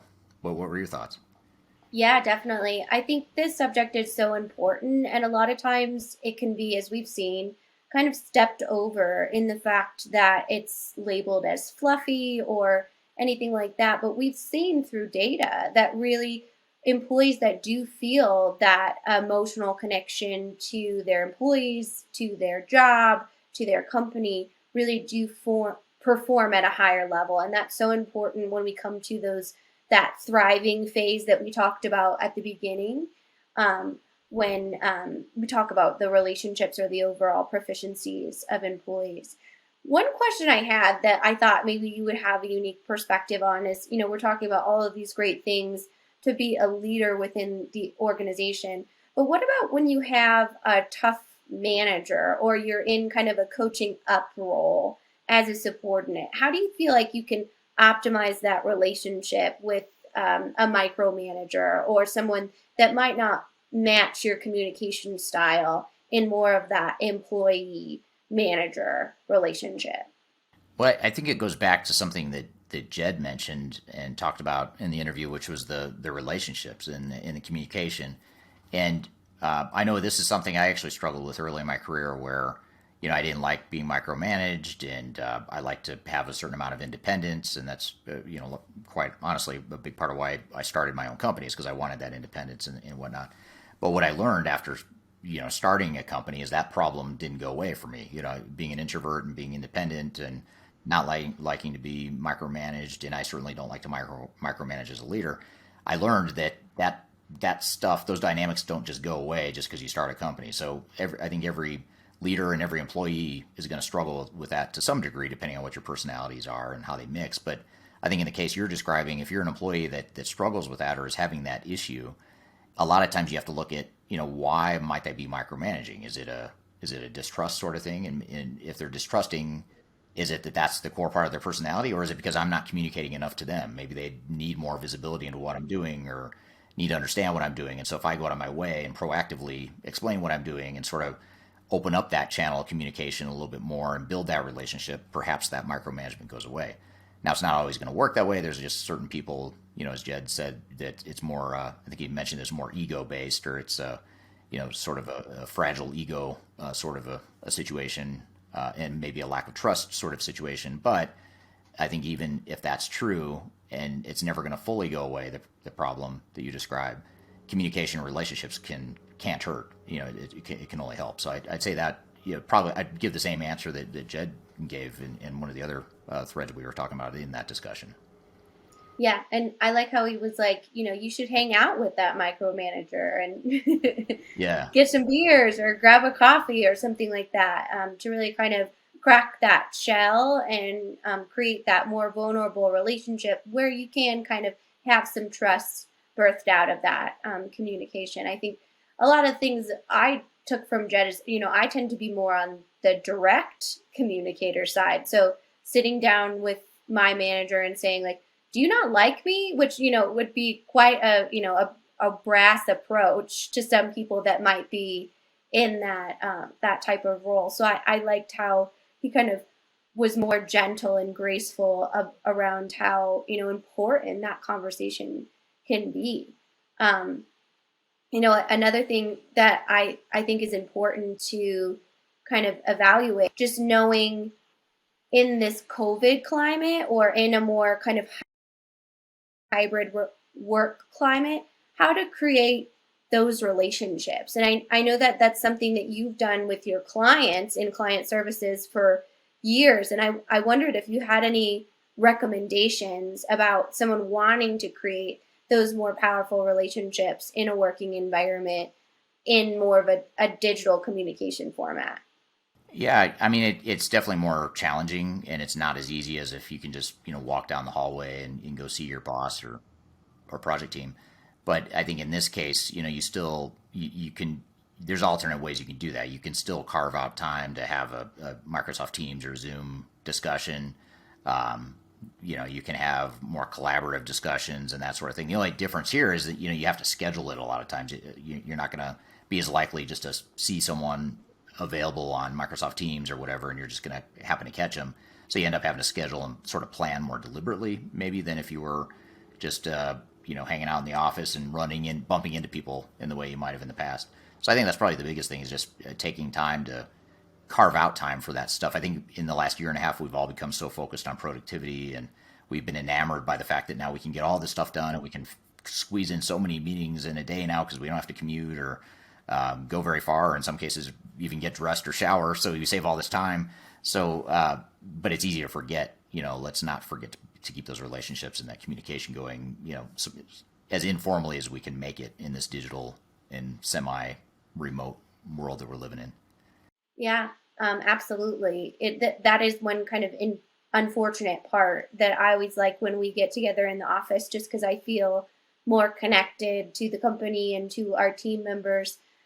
Something that I took an action step on my part that I'd love to do with my team is just be more intentional about that communication. So maybe it's first thing in the morning when you're kind of going through organizing your email, you send a message on chat to each one of your employees to say, how was your weekend? Or, really reach out in ways that would be kind of more natural in an in-person setting, but could really make them feel like they are valued and that you do truly care about them, which, we learned from Jedd is extremely important when it comes to that type of relationship. On the parenting, oh, go ahead. No, I was just going to say I think, depending on where you are in the world and where your restrictions may or may not limit your ability to meet in person, if you are in part of the world where there is an opportunity, even if it requires social distancing or masks or whatever the case may be, if you have an opportunity to meet occasionally in person, I mean, there's nothing that really replicates that, in my opinion. So I think if you can take those opportunities selectively if needed, or wherever you can get it in a way that everyone feels safe and you're not, forcing the issue, I think that can be helpful as well. Yeah, and even that reminds me of our conversation with Cameron Carpenter a few weeks back about just talking about the importance of that relationship in, a talent planning scenario, or wanting to actually get a job in like consulting, how relationships are so important, as he reached out to you and said, I want to talk to you about this. And I would say 9 times out of 10, as long as that influencer, that thought leader, industry leader has time, they're very likely to talk to you because they're, passionate about what they do. So, that kind of draws me back to that conversation too, is how important those relationships can be from a career development standpoint as well. Yeah, absolutely. I agree. Yeah. And then I love the parenting tie, maybe because I am a new parent, so I spend a lot of my time trying to think how I'm going to raise, whole human beings that are, mentally stable, I hope, and, thrive in that way. But I wonder, from a CEO standpoint, how do you relate that back to parenting? Is that kind of like CEO of the household and CEO Eric Kimbling of Third Stage, or are there kind of marriages between, the different aspects that it comes from leading a company to leading a family? I think there's a lot of similarities, and more than I ever thought. And like I said, I read Love and Logic more as a back to the survival versus thriving. I was just trying to survive as a parent because I had absolutely no idea what I was doing, and I'd never planned on having kids. And here all of a sudden I'm dating and then engaged to someone who had kids, and I realized very quickly I better figure this out pretty quick if if I'm going to make this work. So it was that survival instinct for sure, but it was the secondary unintended benefit was that it also helped on the professional side. And I think the reason for that is because Love and Logic and all the concepts that Jedd specializes in it's so simple. I mean, it's first of all, it's grounded in psychology, and it's very it's very well studied, but it's also very simple. I mean, it's not that difficult. And I think sometimes in the professional and business world, we overcomplicate things, we overthink things, we have too many complexities we're dealing with, we make rash decisions with incomplete information, or we don't want to know what the options are. And so, it just leads to a lot of blind spots and bad decisions. And Love and Logic is focused on decisions and consequences and accountability. And that's all stuff that, as simple as it sounds, that's all stuff that's missing in a lot of organizations, especially the ones that struggle with their transformations or struggle with internal politics or poor leadership, whatever the case may be. I think that those types of organizations especially could learn, some of these really simple concepts and apply them organizationally as well. Absolutely. And I know you've been really transparent about your own journey in building a company that somehow got away from you in the culture vision that you were trying to build, and then, your intention in building Third Stage. So I thought you might be able to kind of enlighten us of some changes that you were intentional about making from that people standpoint in starting third stage? Yeah. So the biggest thing was just paying more attention to and being more deliberate about the culture that we were creating. And when I started my last company, I didn't think about culture. I didn't care about it, which is really ironic because I was a change management consultant. That's how I started my career. But yet, when it came to my own company, I thought, okay, well, I'm going to hire a bunch of smart people. They're going to know what they're doing. They're going to be able to deliver to our clients. And how hard can it be? And, cultures, that's more of a big company problem. I don't need to worry about it as a startup, that sort of thing. That's the way I thought, 15 years ago. But then when I started third stage, after having seen the negative implications of that lack of attention to culture the first time around, I knew that I had to spend a lot more time on it this time around. So that's probably the biggest thing, is just having that deliberate focus on culture. And, certainly not having all the answers. And I don't know necessarily where we'll be in 3 or 5 years. I know where we're headed. I think we have a pretty clear vision. We don't have, as tangible of benchmarks along the way as we probably could. And that's something we're deliberately working on now. But part of the reason for that is because I've been so focused on just getting that core foundational soul of the company the way I want it to be. Not to say it's perfect or, it's 100% the way I want it to be, but, we're getting as close as we can possibly get it. So that's probably been the biggest thing. And I think from there, that's sort of led to now we can start thinking about longer term goals. And now we're all aligned as a team and we're rowing in the same direction. And we've got a really good team behind us. And I think that's the way a lot of leaders should be thinking too, is, whether you're building a team from the ground up or whether you're trying to recruit people internally to support you in a transformation, you have to think about, what is the culture and the DNA of that team and what's the fingerprint that's going to leave on the rest of the organization. Yeah, absolutely. I think that's so important. And it sounds like that awareness piece is one kind of key trait that you would assign a leader that is going through a digital transformation. If you could pick 2 more key traits that kind of came out of the conversation with you and Jedd when it comes to someone who is a leader or who is trying to be a digital transformation leader, what would those 2 traits be? Well, I think I may have already alluded to it in passing, but maybe I'll call it out as a standalone. One is the relationships. Relationships is another one that I did undervalue early on in my career, not because I didn't care about people, but because I was so focused on the end product of what I was trying to deliver, or whatever the task at hand was. I was so focused on that, and I would build the relationships that I thought I needed to help get to that means to an end.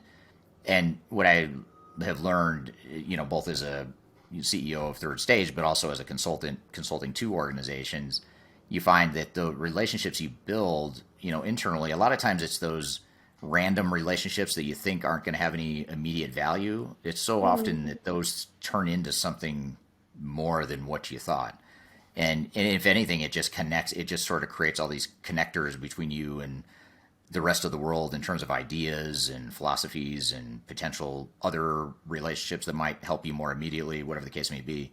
So that's something I definitely undervalued. And, I'm an introvert, so I'm not the most outgoing person. So it's harder for me to go out of my way to build relationships, but so I have to try really hard and I have to focus on it. But when I do, it's rare that if ever anymore, that I feel like, that's not really, this relationship isn't really valuable to me or whatever. You have to sort of view it longer term as a longer term play. And it's also nice just to get to know other people, other peers within the organization or outside the organization as well. Mm-hmm. Yeah, absolutely. That relationship piece obviously is key to, making a high and productive culture within an organization. And that, again, is so important to just overall ROI. So even if it's something that you measure, I know one of our directors, Nate, did a recent blog on how to measure change management and what that looks like. So even if you are working with a real quantitative type of executive group, you do have the opportunity to kind of measure it that way. So thank you for sharing that conversation and, your journey as a parent. I personally think that there's no harder role to assume than a stepdad role. I was raised by a stepdad, so good for you for learning that relationship and taking that into the business world. So great conversation with you and Jedd, and I think we're going to talk about how this also makes sense with our small to medium sized businesses as well coming up here. Yeah, absolutely. And I learned something new about you every episode. I didn't know you were raised by a stepfather, so that's good to know. Yep, I Another thing we was. have in Yeah. common there. Good to know. Well, cool. So I'm not alone. That's good to know. There's a No, support absolutely group out there not. if I need. Well, good. Well, thanks for that. That was really good stuff. I feel like Jedd's someone we could have on again and spend hours talking with and still not unpack everything Oh, there is to unpack absolutely. within his world. So that's definitely good stuff. Well, good. Well, we'll shift gears a little bit and have Adam Cheatham on the show here in just a moment. We're going to play a clip from a recent conference presentation that he gave related to the things that you should do at the beginning of your transformation, especially if you're a small and mid-sized organization. So these are all the foundational, there's 7 things he covers in this presentation. There are 7 foundational things that really any organization should do before they start their transformation, but he's going to give it a spin for more the mid-market and smaller organizations as well. So be sure to stick around for that. We're going to take a quick break. We'll be right back with more on Transformation Ground Control. I'm all right today. You're gonna find. If you are involved in any sort of digital transformation or business change initiative, you will want to download the 2021 Digital Transformation Report. With its comprehensive overview of business and technology trends and best practices, this report is a must-have guide for any transformation project or executive team. Download this free report by visiting Third Stage Consulting at thirdstage-consulting.com.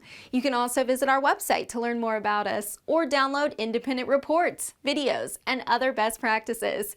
Again, visit thirdstage-consulting.com today to learn how to take your transformation to the third stage of success.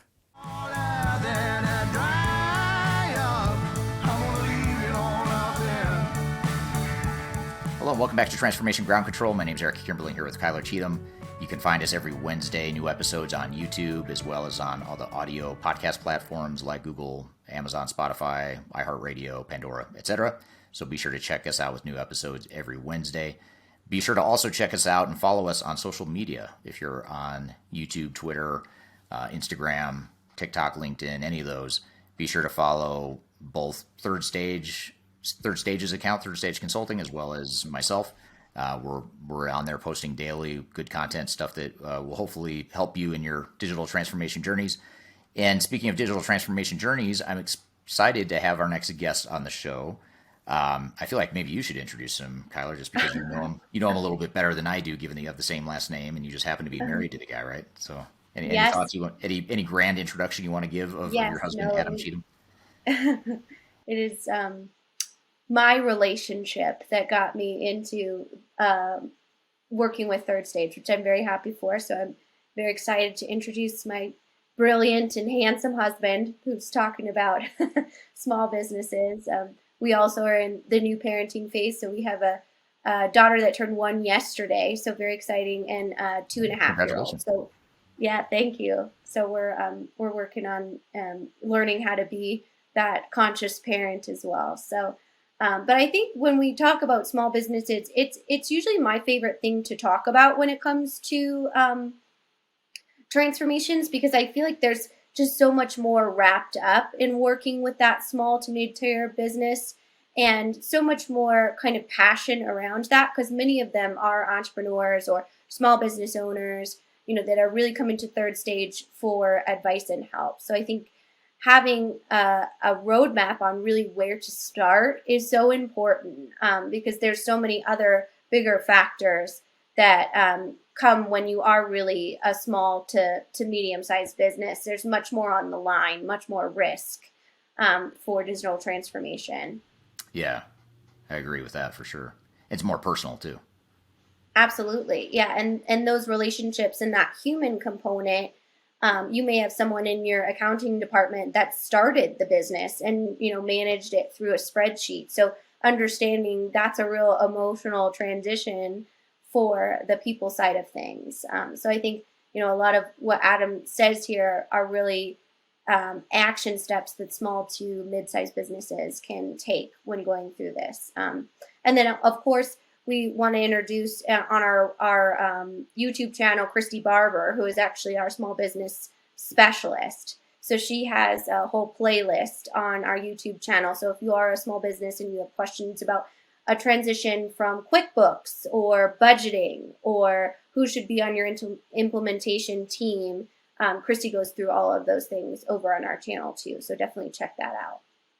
Yeah, good stuff. Well, yeah, that sounds good. That's a good plug for some of the other content that you can find out on the Third Stage channel, and we post a lot of that stuff out on social media as well.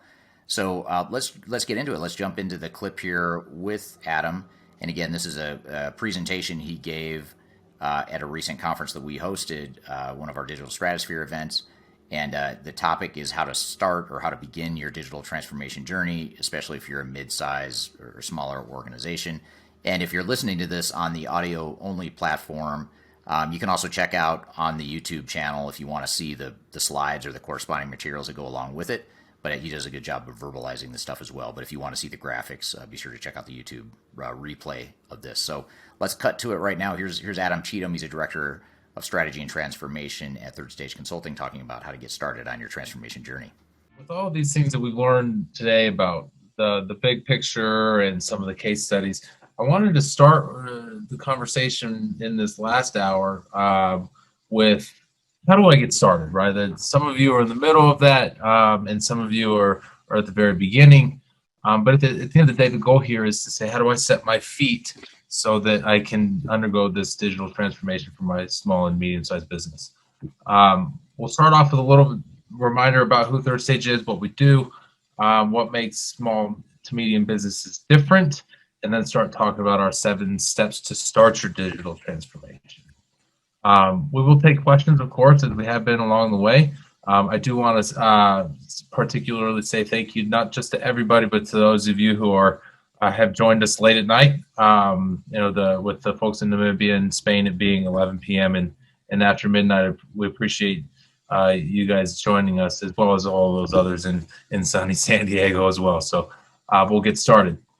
Some reminders about Third Stage. So most of you probably know some of these things. My name is Adam Cheatham. I'm a director of strategy and transformation at Third Stage. And here's just a little bit about me, the experience that I bring to the table. I've done these types of transformations all around the globe with small, medium, large businesses, with headquarters on all 6 major continents, with the exception of, course, Antarctica, and organizations that have global spreads as well. Third Stage is 100% software, hardware, and industry agnostic, which allows us to be those action-oriented business advocates. You'll notice in here that in my presentation, I don't talk about software specifically at all, because the whole point here is to focus on your business and technology as an enabler. Our team of consulting and industry leaders focus solely on your success, which allows us to not only be collaborative with you guys, but focus on what it is our clients' needs are, and that you'll see these types of themes in this type of a presentation, as well as anything that comes from Third Stage.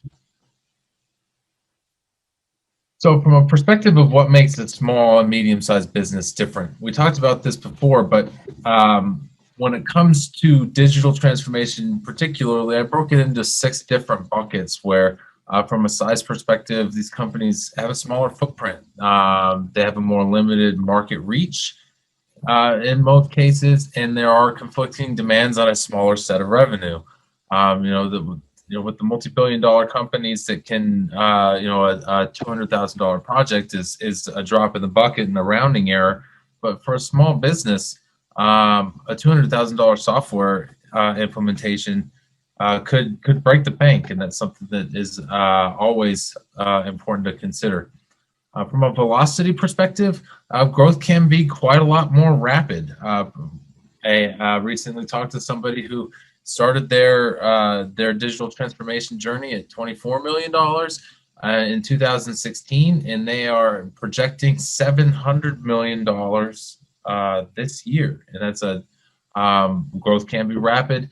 Spikes can be far more impactful to the business, but changes are a bit more unpredictable from a perspective of the velocity of the business. From a capacity perspective, big initiatives take a bigger chunk of that capacity. It's a larger piece of the puzzle, and competing initiatives become more impactful. For those of you who have considered a digital transformation, how many times have you run into the idea that, a digital transformation would be great, but we have other things to focus on, like keeping the lights on and running our daily business? How many of you guys feel free to either chime in with the mic off or through the chat box? How many of you guys have run into that type of a problem? It's not an uncommon thing for small and medium-sized businesses. Part of that is because of the resource availability. You have fewer employees, you have fewer materials, whether that be from a perspective of fulfilling orders or just materials on hand to accomplish a goal. Somebody mentioned earlier this next piece, but the knowledge of technology in a small business can be a challenge, whether it's only in one particular space or none at all, or just in one person. And that becomes a problem when we start talking about folks who are single points of failure and become the focus of a large chunk of the business. From a perspective of small, medium-sized business, there is an advantage in agility. They're typically higher in flexibility and quicker to react. Part of that's based on the shorter sight into future conditions in the marketplace. But overall, risk is a very real thing to small and medium-sized businesses because unpredictability in conditions and potential impacts to failure are far more dramatic, and mitigation strategies become more important because it's not about large sums of money, it's about business survival in a lot of cases. If you have problems with digital transformation failure or any type of initiative that a small business would take on that might become a challenge. So to get started on the overall steps towards your digital transformation, and again, feel free to chime in along the way or to interrupt me to talk about any particular point. The first step is to align on a vision and strategy.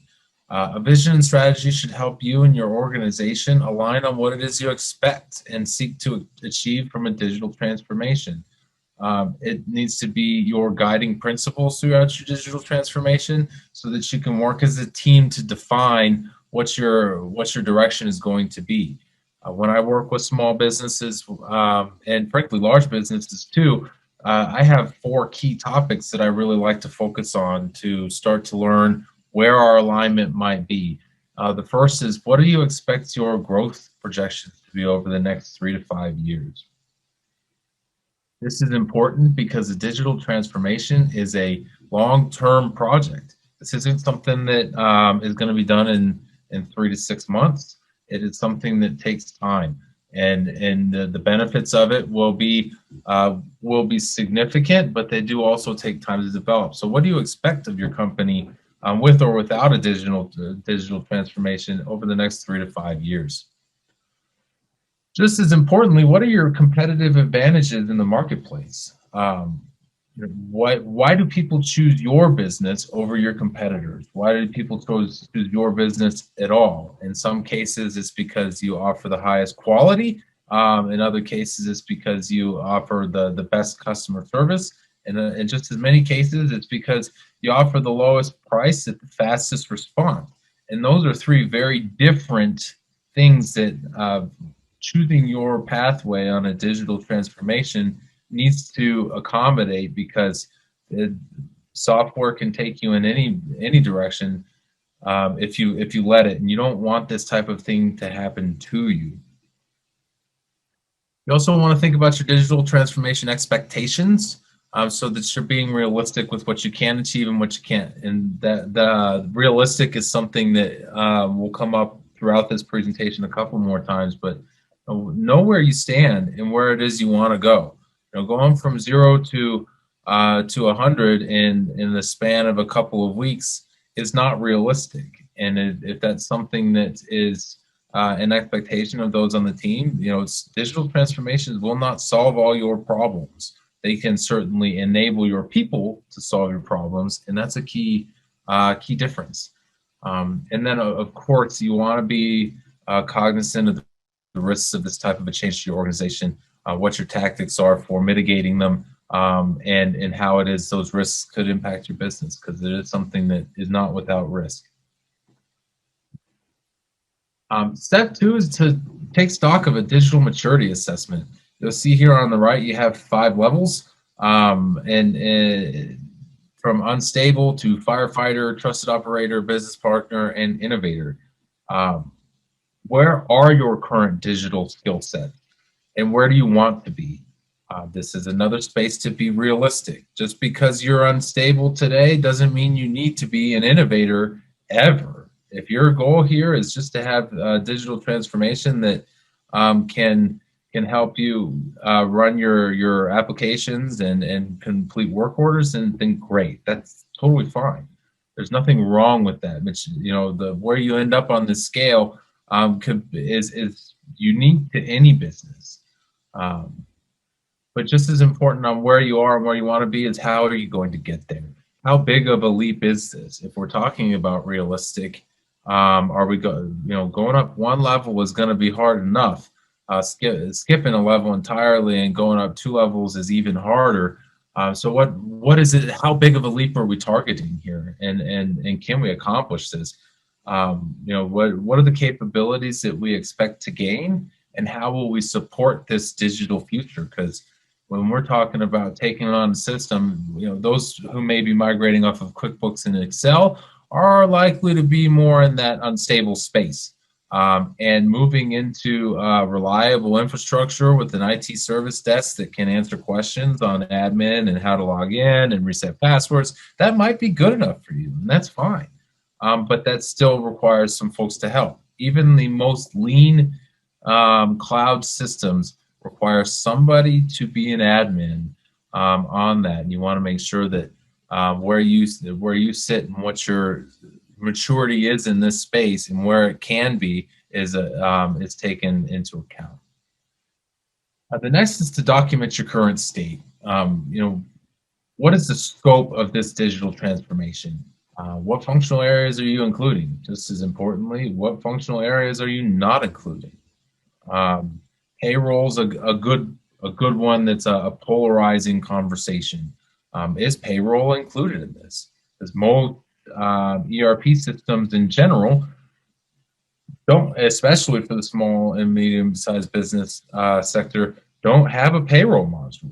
They leave that to an outsourced organization. Or is payroll the center of your digital transformation? We want to get our payroll off of a manual process and into a software. You want to start after that by documenting your current state. Once you know what's included, look at your current state from a perspective of requirements and process maps. The 2 of these things are important from a requirements perspective because it becomes your checklist for what it is software of some kind can do for you, and what do you need. When you're talking about process maps, how do you conduct business? And this will start getting a little bit more impactful when we talk future state, but you want to know what your processes are, because at some point you're going to have to automate those in a digital environment. And to do that, you're going to need to know where you're starting so you can get into step 4, which we'll talk about in a moment. Engage the right teams. If you are talking ERP, make sure you have cross-functional participation.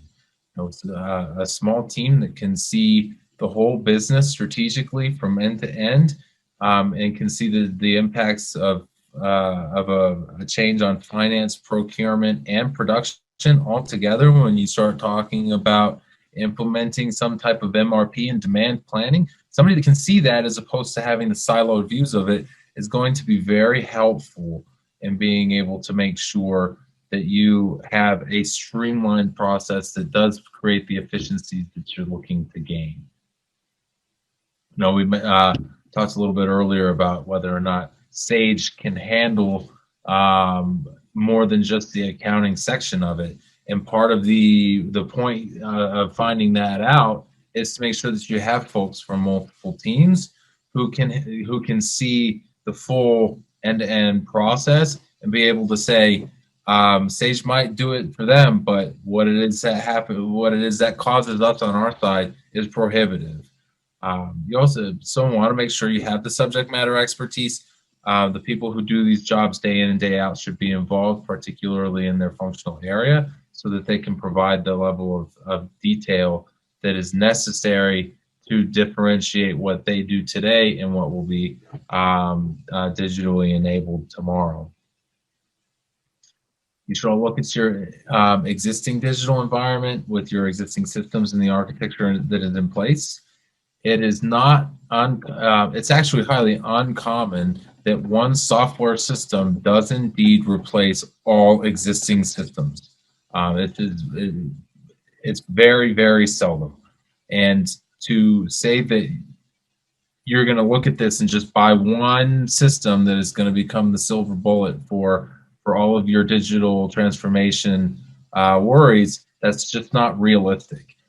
So what you want to do is talk about your existing systems and how they're performing for you, which ones may stay and which ones may go, and what does that architecture look like today. Just as much, you should be aware of how you use your data. This is in two places. One of them is business intelligence. How do you use your data to know what the health of your business really is? Do you have a business intelligence tool at all? How do you expect to use your data? And what type of compliance needs do you have, whether they be more from an industry perspective on a regulatory scale, but just as much internal compliance on how do you want to measure your own quality? Okay, we're going to take a quick break, and when we come back, we're going to continue this conversation here with Adam. We'll keep rolling this clip that he gave at a recent conference about how to begin your digital transformation if you're a mid-market organization. We'll be right back with more Transformation Ground Control.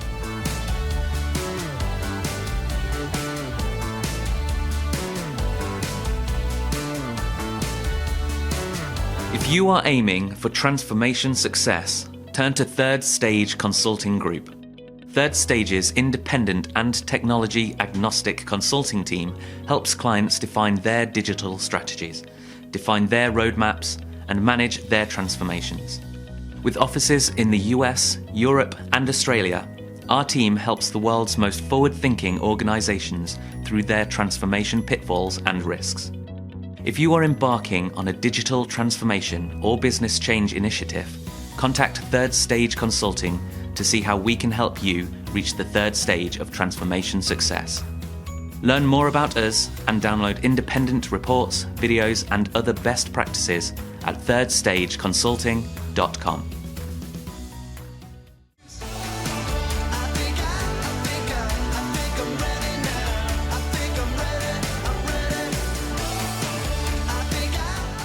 Hello and welcome back to Transformation Ground Control. My name is Eric Kimberling, and we're in the middle of a presentation from Adam Cheatham, who's a Director of Strategy and Transformation at Third Stage Consulting, and he's here talking with us about how to start your digital transformation if you're a mid-market or smaller organization. So let's get back to the clip right here. Step 4 is naturally defining your future state. In this space, you want to focus on technology as an enabler, and once you're done reviewing those current state processes, focus on where your pain points are, redundancies and inefficiencies. Identify those areas where technology may be holding you back, and start aligning these things on where they live today with what your vision and strategy is for your organization in the future. What this does is it allows you to start targeting those areas that are going to be improvements. We're not out to solve all of the world's problems with a digital transformation. It's just not realistic. You can't automate everybody's job.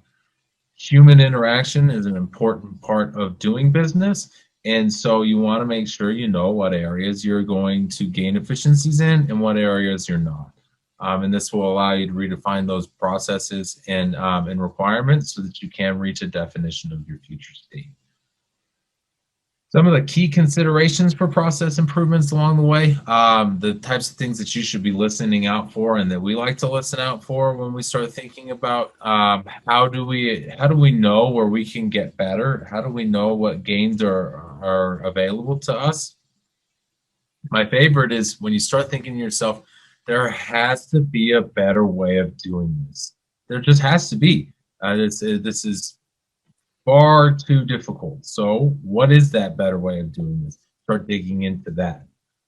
Any place it's a manual input that may cause redundancy, I put this into one system and then I put it into another and then I put it into a third so that all the data is staying in sync. I hope is a great point for process improvement, because that's where automated workflows come in.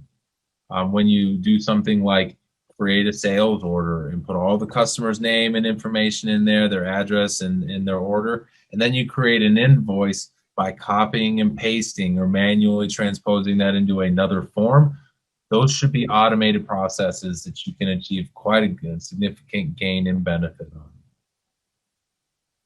on. Any opportunity that you have for human error that can be eliminated is a great opportunity for process improvement. And while I've seen some folks do some pretty spectacular and amazing things in Excel, there's always some surprise for me about what somebody's doing with it out there lurking in my future. Anything that you're doing in Excel can be done in another system, and it can be done automated for you. How many of those things do you want to pull into a more digital environment? Key considerations for where you may be able to achieve technology improvements. Any integrations that require heavy manual involvement, whether it's some type of a batch job or it's moving an XML document from one system to another or transposing data from one to another, any of those spaces that are supposedly integrations that require heavy manual input or checking and rechecking and validation for accuracy are great areas to consider for what can be a technological improvement in the future. Any places you have the issues with data integrity, if you do not have a single source of truth, which is the source of all your organization's data, you are likely to have issues with data integrity, whether it's from just a small level of inconsistency or some wildly inconsistent data. A good way of measuring this is when you bring two sets of, when folks come to you with two sets of the same kind of data, but they say different things, and you have to ask yourself which one of these is right. That's a good indicator that you do not have one single source of truth in your data, and that's an important thing to have. You also, when you start thinking about future state, want to start thinking about how you want to use data to help you make more informed decisions. That's generally the purpose of business intelligence and what you want to focus on when you're thinking about where you're going to be in your future state.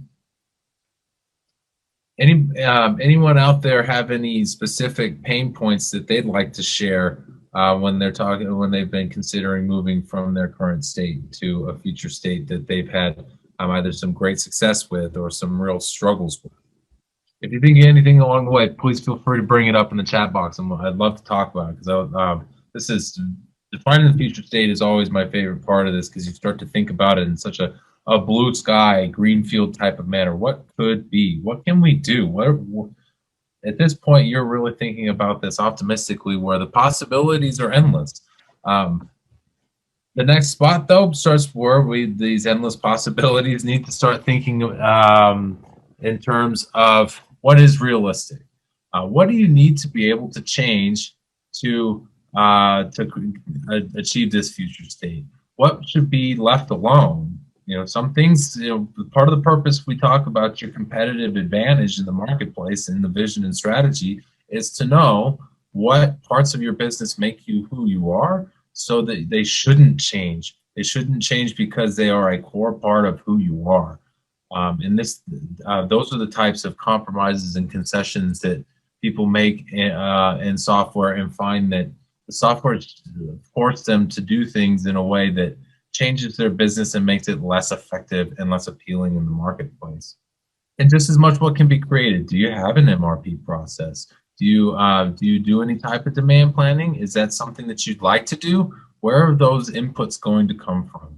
And what needs to be removed? Those spreadsheets, the the data points that are manual entry that cause redundancy and opportunities for human error. We like to think about this across a number of spaces with processes, data, people, technology, locations, sourcing, timing. All of these things are things that will become part of the conversation when you're talking about moving from your current state to your future state. And in assessing the gaps, you should start thinking about a change impact assessment. How big is this change and how complex is it? Be realistic on this. Again, if this is a massive change for your organization and it is highly complex, those are things that are going to cause you to want to take some time to get it right.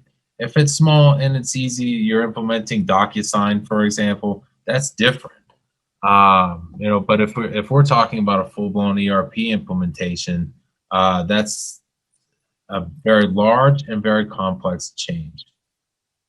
So I have from Sarah her pain points: segregated current state, designing digital processes for currently manual ones, and trusting a system to handle these manual processes. That's actually gets into this change impact assessment from a perspective of the impacts of change, positive and negative, in your perceived wins and losses. In a lot of cases, people derive the value that they bring to your organization in terms of how the things that they do and the spreadsheets that they own and the processes that they facilitate, and their ability to tell a system what to do. In modern ERP systems and modern software in general, the system is going to be able to tell you what to do.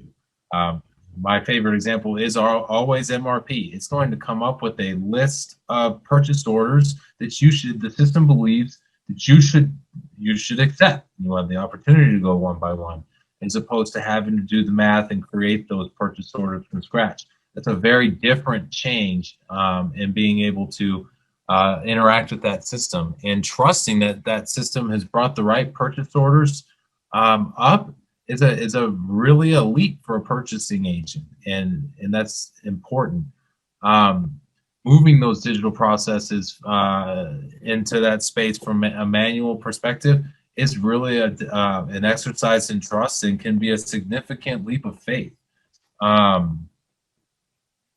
idea that moving from a green screen to a modern ERP, where the green screen, you got all your hotkeys and you know how to press them all real quick, and you can tell the system, boom, boom, boom, do this, do this, do this.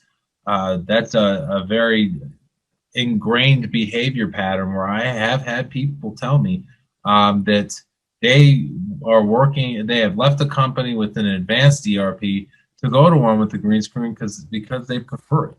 And that's an important thing to understand and recognize from a perspective of positive change and perceived wins and losses. Urgency and the risk of change are two particular things that are going to play counterbalancing sides of things. Everybody that wants to undergo a digital transformation wants it done tomorrow, as soon as possible, because the longer it takes, the more difficult it's going to become, the more it's going to compete with existing resources, and the more opportunities there are going to be lost because that isn't in place yet. So the urgency is always there, but the risk is always there as well, where doing it fast and getting it wrong is not what we want. That's not what anybody wants. People don't undergo digital transformations because they're fast, easy, and inexpensive. They are none of those things. Step 6 is to come back to the table and create alignment. Now that you know where you are, where you're going to go, and how it is you're going to get there from a future state perspective and a change impact assessment, and what it is this wholly looks like, what the impacts are going to be on your organization. Come back to your vision and strategy and align on what it is you're going to do. The opportunities for digital transformation are endless, and there are more and more of them that come out every day. You can't do all of them, and you certainly can't do all of them first. and knowing how this transformation is going to look from a perspective of the alignment with your vision and strategy is important. Start to evaluate the impact, the costs, and the urgency. These are three factors that will help you understand where it is you want to go and when you want to get there. The easiest ones, or the easiest decisions, are the ones that are urgent, they are high impact, and they cost very little money. Those are easy. We call those low-hanging fruit. The ones that create significant impact, maybe cost a bit more money, but aren't necessarily urgent. Those are different types of opportunities. You want to start balancing the conversation on what do we figure out today, what do we figure out tomorrow, and that'll come up again in the next slide. You want to consider what this looks like from the top down and the bottom up. It's from a perspective of your executives dictating what it is this is going to look like. That is a part of the puzzle. Your executives should express this is the direction that we are going to take. But it should also come from the bottom up, where the feedback and the pain points and the opportunities for improvement are being brought to you from the front lines of your organization so that this can all be solved. One of the things that's in it's backseat driving if at least in my opinion, if the executives say this is what our pain points are and this is how we're going to solve them, without hearing those pain points from the actual people who conduct the work every day. It might not be as big a deal as they think it is. And we have from Victor, have you seen any improvement in the data governance practices already in place before digital transformation in small and medium businesses? Many SMBs are traditionally oblivious to the need to develop such capabilities until it impacts their ERP project. It's pretty uncommon that data governance practices are being followed in small and medium-sized businesses. Some organizations that are a bit more mature in that space that have somebody in their IT department is very aware of the challenges in this, and they sit down and they make it happen. So the data governance is always something that that can come up if you have the right person in the right seat. But for the most part, the sales team is doing what they need to do, and they're creating customers. And the shipping team is doing what they need to do, and they're shipping product. And there are sometimes gaps there in how that data comes together, especially if you're using different systems for that. So that's a very astute observation there, Victor, on the sense that folks don't realize how data needs to be managed within a modern ERP system. And from a perspective of the next step on this slide, defining your priorities collaboratively, data should be a priority. What do you want to see, and how do you want to measure your business from a perspective of success and failures? How do we want to use our data, and how are we going to protect our data? It does not take long for data to become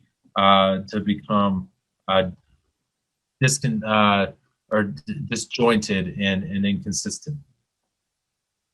And pulling all of these together, you're really going to start focusing on your strategic alignment for this digital transformation, with the goal being, as the image in the background shows here, getting all of these squiggly lines pointed in the same direction. The goal always so that everybody knows what we're doing, why we're doing it, and how we're doing it, so that we can create a sense of alignment, so that when we start saying we're going to head in this direction, we all know what that means. Okay, we're going to take a quick break, and when we come back, we're going to continue this conversation here with Adam. We'll keep rolling this clip that he gave at a recent conference about how to begin your digital transformation if you're a mid-market organization. We'll be right back with more Transformation Ground Control.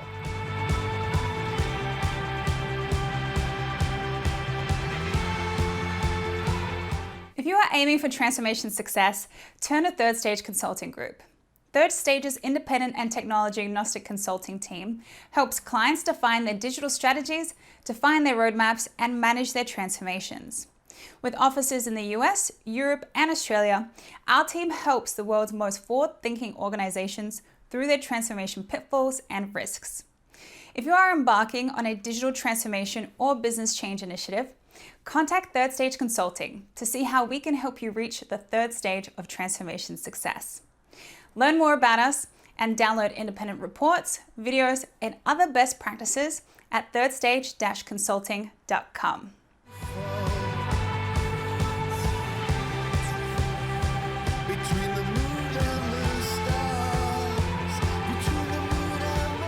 Hello and welcome back to Transformation Ground Control. My name is Eric Kimberling, and we're in the middle of a presentation from Adam Cheatham, who's a Director of Strategy and Transformation at Third Stage Consulting, and he's here talking with us about how to start your digital transformation if you're a mid-market or smaller organization. So let's go back to the clip right here. Step 7 is to create an actual digital roadmap, and this is where the process of starting your digital transformation really is. It's where the digital transformation itself really truly begins. You want to phase this out. We talked about this being an important part where digital transformations don't happen overnight. I like to do it in phases. The image here has waves, but the overall goal here is to think of it in terms of immediately, in the near future, and in the more distant future on what your digital roadmap is.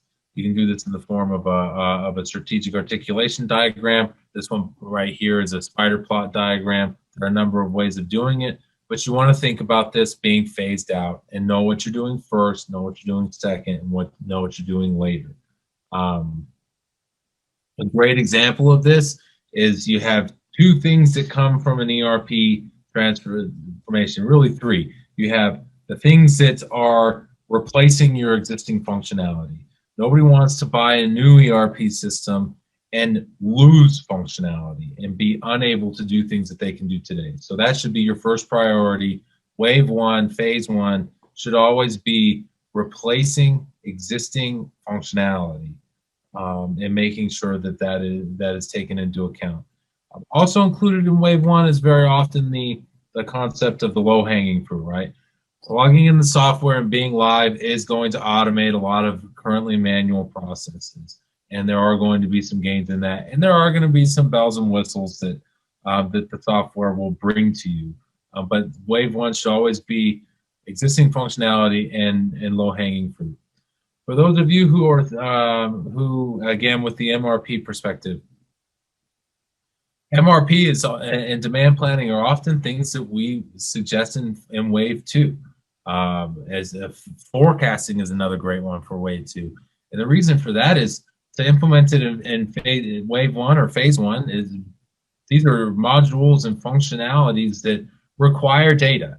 They require historical data to be able to make an analysis inside the system and then make recommendations based on historical data. If you have no historical data in the system, having that module implemented, it's not useful yet.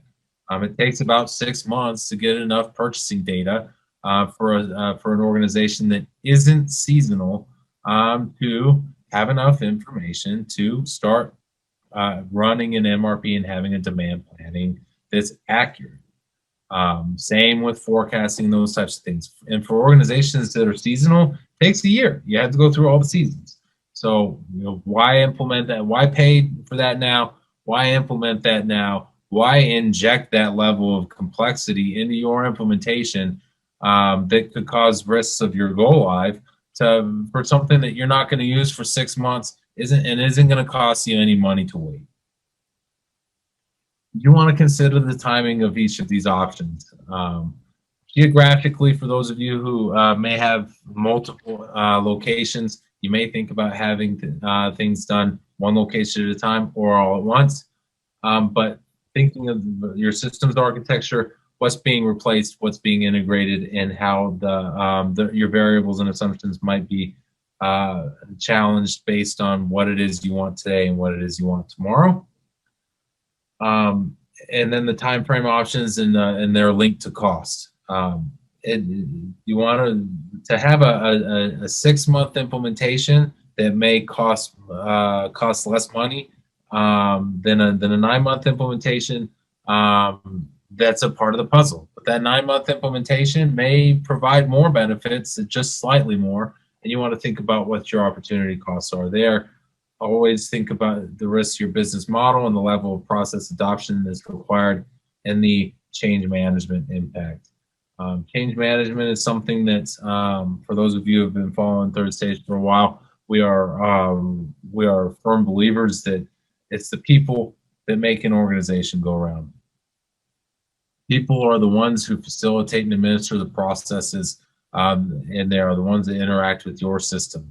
If you spend a lot of money on a new ERP system and your people will go back to using Excel, you just spent a lot of money and spent a lot of time on something that isn't adding value. I did add a bonus one in this. Seek help from a partner, whether that's somebody that you know and that's gone through something similar, or through a network that you're a part of, or through folks like Third Stage. Defining a roadmap is just the beginning of your digital transformation. It is a long journey, and digital transformation are hard work.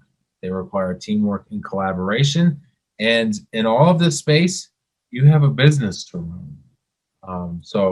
The thought that I would leave you with in all of these thoughts in this big, massive idea that is the digital transformation, you are not alone. And there are people who face this challenge every day. There are lots of resources out there for you to take advantage of and learn from. So I'd encourage you to do that. And seeking help is something that is not a bad thing to do. So I know I kind of blew through that. So I'd love to open up the floor for conversation and see what you guys think. Our pain point: how to face a remote implementation, acting as a consultant, working between the system integrator and the customer, considering to postpone the process, but is not sure. What's our experience on extra issues happening on remote implementations? And do you follow a different roadmap? That's a fantastic question. To kind of pull things apart, a remote implementation, and just as importantly, a remote go live, is something that the world has been forced into today. It does have different challenges. I wouldn't say that they're extra issues, they're just different issues.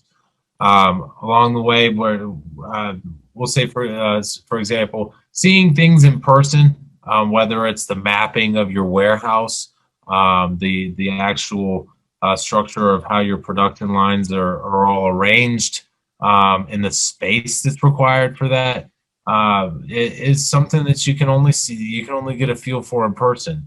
However, the advantage of doing some of these things remotely is that you can do these things in a way where people are going to interact with the system through a computer screen, and remote interactions force that to be done through a computer screen. So instead of seeing it and walking through it in a workshop in person, people are essentially forced to see it on their computer the way that they will see it when the system is live.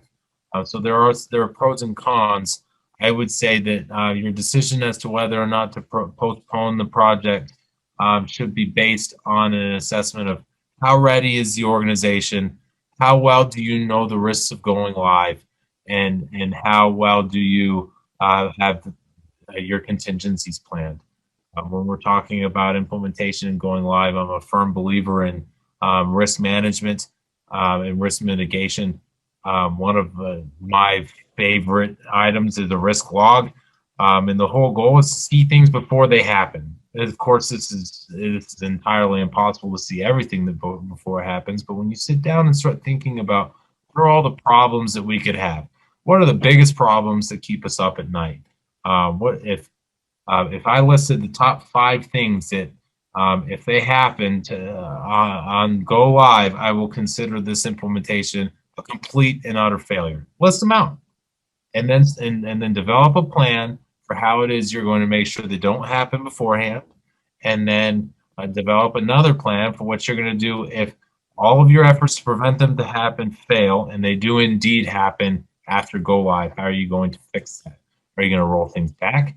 Are you going to grin and bear it and try to just get through it? There are different types of problems. Printing double labels is something that we've seen recently that took a long time to get a handle on.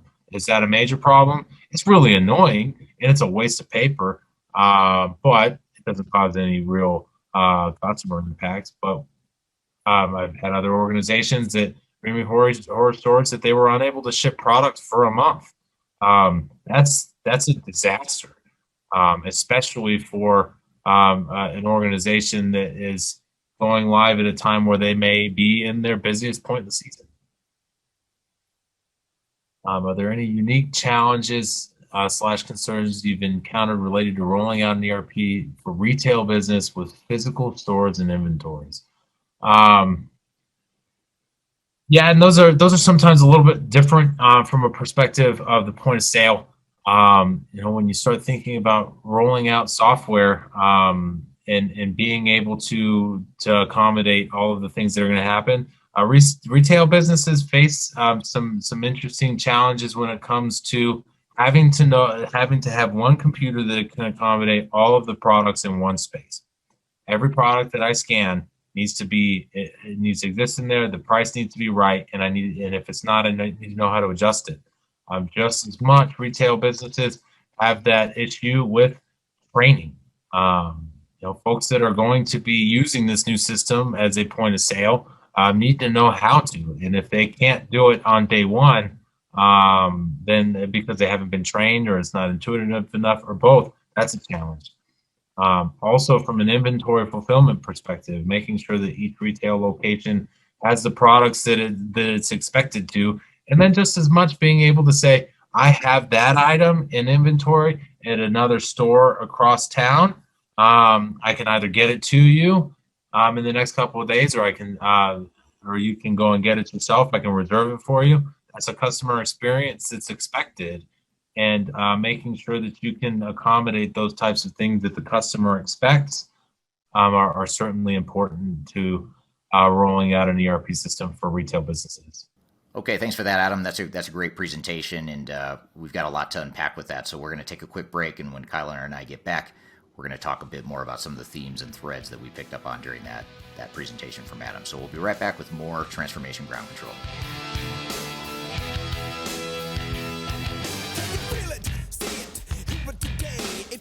If you are aiming for transformation success, turn to Third Stage Consulting Group. Third Stage's independent and technology agnostic consulting team helps clients define their digital strategies, define their roadmaps, and manage their transformations. With offices in the US, Europe, and Australia, our team helps the world's most forward-thinking organizations through their transformation pitfalls and risks. If you are embarking on a digital transformation or business change initiative, contact Third Stage Consulting to see how we can help you reach the third stage of transformation success.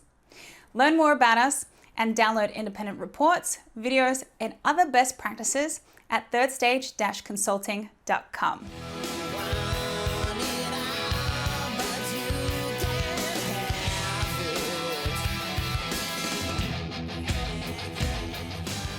Hello, welcome back to Transformation Ground Control. I'm here with Kyler, and we just saw this clip of your husband / our Director of Strategy and Transformation, Adam Cheatham, who was talking about how to get started on a digital transformation journey, especially if you're a small or mid-sized organization. So what were some of your thoughts or questions or themes that came out of your observation of watching that clip? Yeah, definitely. I tried to put, my small business hat on when, watching these types of things. And I know we talk a lot about defining a future state. And when it comes to small businesses, that might be hard to do, I would assume, because you're in maybe a very high growth type of area or industry, which is why you're looking for additional support in technology. So I wondered if you might kind of help us understand, how do you define a future state when it might not be incredibly clear as to where you're going as a business? Yeah, that's a great question. And a company that's moving 1 million miles an hour or 1 million kilometers an hour, depending on what part of the world you're in, it's easy to lose sight of where you're headed or not have a clear vision of how big am I going to be in 3 or 5 or 10 years, or what markets am I going to be in, or how many locations will I have? You may not have those answers in that level of specificity, but you generally are probably going to know that in order to continue the growth trajectory we're on or that we have planned, we know that there's bottlenecks, throughout the organization and things that are holding us back in general. So it could be efficiency bottlenecks. It could be customer experience or customer relationship bottlenecks. It could be quality issues within the organization, things that you can't or don't want to replicate as the company continues to grow. So I think it's, you could take some of the pressure off by saying, we don't need to know exactly what a growth target is going to be in order to successfully navigate a transformation. But what we do need to know is that in order to achieve any growth trajectory that we're on or any goals we might set, we know that there's certain things holding us back, and we know that there's certain things we need to do to help us scale and enable that growth in general.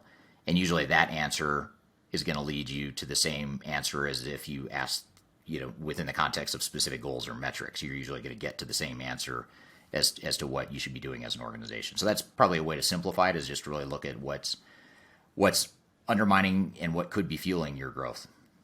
Definitely. And I think that leads nicely into kind of assessing those gaps that Adam was talking about.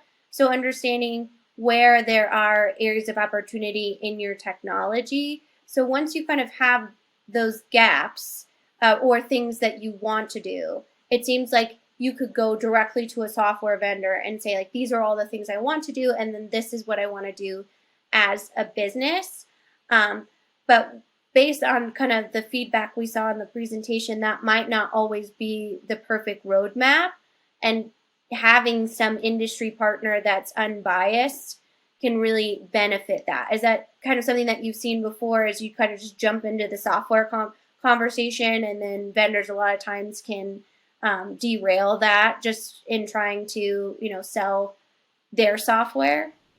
Yeah, absolutely. And having that agnostic and independent view of what might best enable what you're trying to accomplish is important, because if you go define whatever goals you have, I don't care what they are, list out your top 10 goals as an organization and what you think you need going forward in the future, to scale for growth.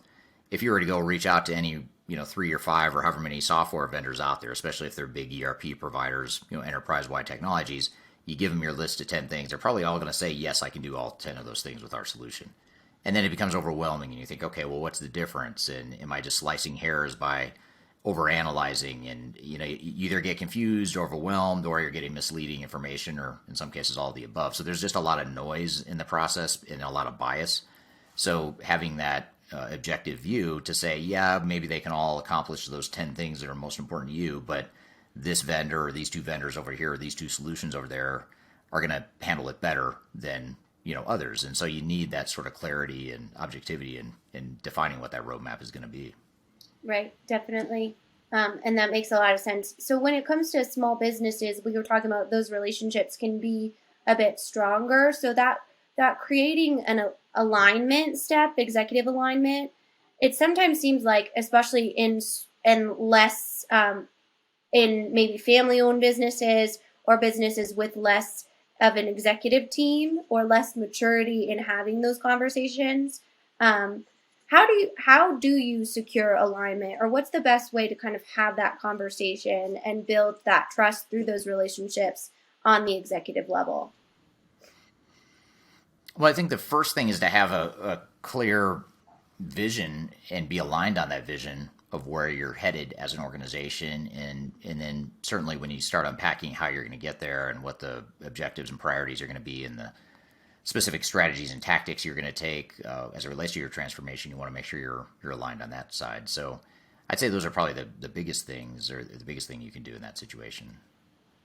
Have you ever experienced a lot of resistance on kind of that small business level of, maybe a family business, some family members see additional opportunities and others see, other opportunities, and taking them through a process to get aligned? Is that something that you've ever experienced? And if so, can you talk a little bit about how you transcended that? Yeah, to answer the first part of your question, yes, that is a dynamic we see often. And a big reason for that is, like I mentioned before, smaller businesses, as I mentioned earlier in this episode, I should say, smaller businesses have their own unique challenges and change management issues. And usually those are rooted in the fact that we were once a really small shop. Maybe we're still small or smaller, certainly not a large multinational or Fortune 500 yet, but we're bigger than we were, 5, 10, 20 years ago. And you start to get people that will resist the change because they liked it better when we were smaller and when I knew everyone and I could talk to everyone one-on-one. And now, we've got hundreds of people and I don't have those same relationships and I'm just one of hundreds of people versus one of the first, 10 or 20 or 30 employees or whatever it might have been. So that creates resistance to change in some ways. And certainly as you grow and add new team members, new personalities, new opinions, it gets harder to stay aligned. It's a lot easier to stay aligned when you're less than 100 employees than when you've got thousands of employees. So that dynamic becomes more challenging. And so you just have to, first of all, start with the vision and the overall strategy of the organization, and then align it with how can this transformation support that longer term vision, and use that as a objective way to define what that roadmap is going to look like. It's not personal. It's not personal preference. It's more focused on the business, the strategy, the objectives of the organization, and figuring out how the transformation is going to best enable that. Now, the key to that and the predecessor, or the prerequisite to that, is ensuring that your team is aligned on what the general direction and strategy of the business is. Because a lot of times people don't want to grow as fast as you are, or they don't want to change as much as they are. They don't want you to start to act like a big company. They don't want you to mature in certain areas, not because they mean badly or because it's for some negative reason or some nefarious reason, but because they just might have personally liked it better the way it was, or they just don't want to change. So you really have to make sure that you've got that alignment on the overarching vision before you can get any sort of alignment on the transformation itself. Right. Yeah, that makes a lot of sense. Easier said than done, I'm sure. Yeah. And then when we're talking about that alignment and that piece of kind of understanding and identifying any resistance to that change, I would say if I'm a small business owner, I'm thinking about going through any sort of technology transformation, I'm thinking like dollar signs in my head, budget, like how do you get in front of that? And so what are some exercises you do to help small businesses know, like, is this investment worth the risk of spending that, big chunk of money that's maybe a lot more significant to me than a Fortune 200 business? How do you take them through kind of that analysis? Honestly, the same way you would a larger organization, with the exception or the caveat that, to your point earlier, what we were discussing, that it is a bit more personal when it's a smaller organization. You have more to gain or to lose as a result of any sort of transformation or change. So, viewing it from a perspective of how do we define and measure ROI, what's the business case, what's the business value, and not just implementing technology for technology's sake, but implementing technology or some sort of transformative improvement because it's going to help your business, increase its revenue, reduce its cost, provide higher customer satisfaction, help you retain talent better than you might be right now, whatever the goals, whatever the metrics might be. There's some measurable ROI there that you can use to compare the benefits to the cost to see if it's worth it. So it's really not that complicated, and it's not that different from what a larger organization might do. The only difference being that the margin of error might be quite a bit lower for a small to mid-sized organization. And then when it does come to budgeting, I assume you should include things like change management as a piece of the actual budget, which I know I've seen just on our Stratosphere conferences and live stream. That's been a big question from specifically our small to medium-sized businesses, including that type of safety net in the budget. Yeah, absolutely. You want to look at the total cost of ownership. I mean, everything from change management, like you said, any data migration, integration, third-party bolt-ons, even just as simple as the software you're buying. Make sure you understand the long-term cost, because a lot of times companies, do their business case or their ROI assessment based on the first year or two of those subscriptions or licenses. But especially if you're a cloud-based or a SaaS cloud-based user of technology, those costs are going to escalate over time. And so you want to make sure you've got a good picture of what that escalation is going to look like. So Yeah, you want to look at all that and make sure you're getting, again, an objective, realistic view of your costs, not just what you might want to hear. And that's the tricky part when you're dealing with vendors, is they tend to downplay the cost and overstate the benefits of their technology. Yeah, definitely. That's really good information and so important to know. And I know we have some blogs on the hidden cost of software vendors, so be sure to check those out to make sure that you're really checking all those boxes and asking the right questions. When it comes to vendors specifically, Adam gave us some great steps to kind of start to think about a transformation. When it comes to software vendors, what are maybe the top 3 or some examples of some systems that smaller businesses should be researching? Yeah, I mean, I think certainly if you're on the very small side of things, you might look at like a QuickBooks or a Xero, sort of a basic introductory beginner accounting and finance type of software. For most of our clients in the mid-market, which are a bit, they're too large for QuickBooks, but they're not quite big enough for an SAP or an Oracle or maybe even a Microsoft D365. There's a few different options. You have, NetSuite is very common in the mid-market, especially the smaller end of the mid-market. Microsoft Dynamics has really two versions of Dynamics. They've got Dynamics F&O, or Finance and Operations, which is more for larger, more complex organizations. And then they have Business Central, which is more for the mid-market. It's a, cloud-based solution that has been around for a while.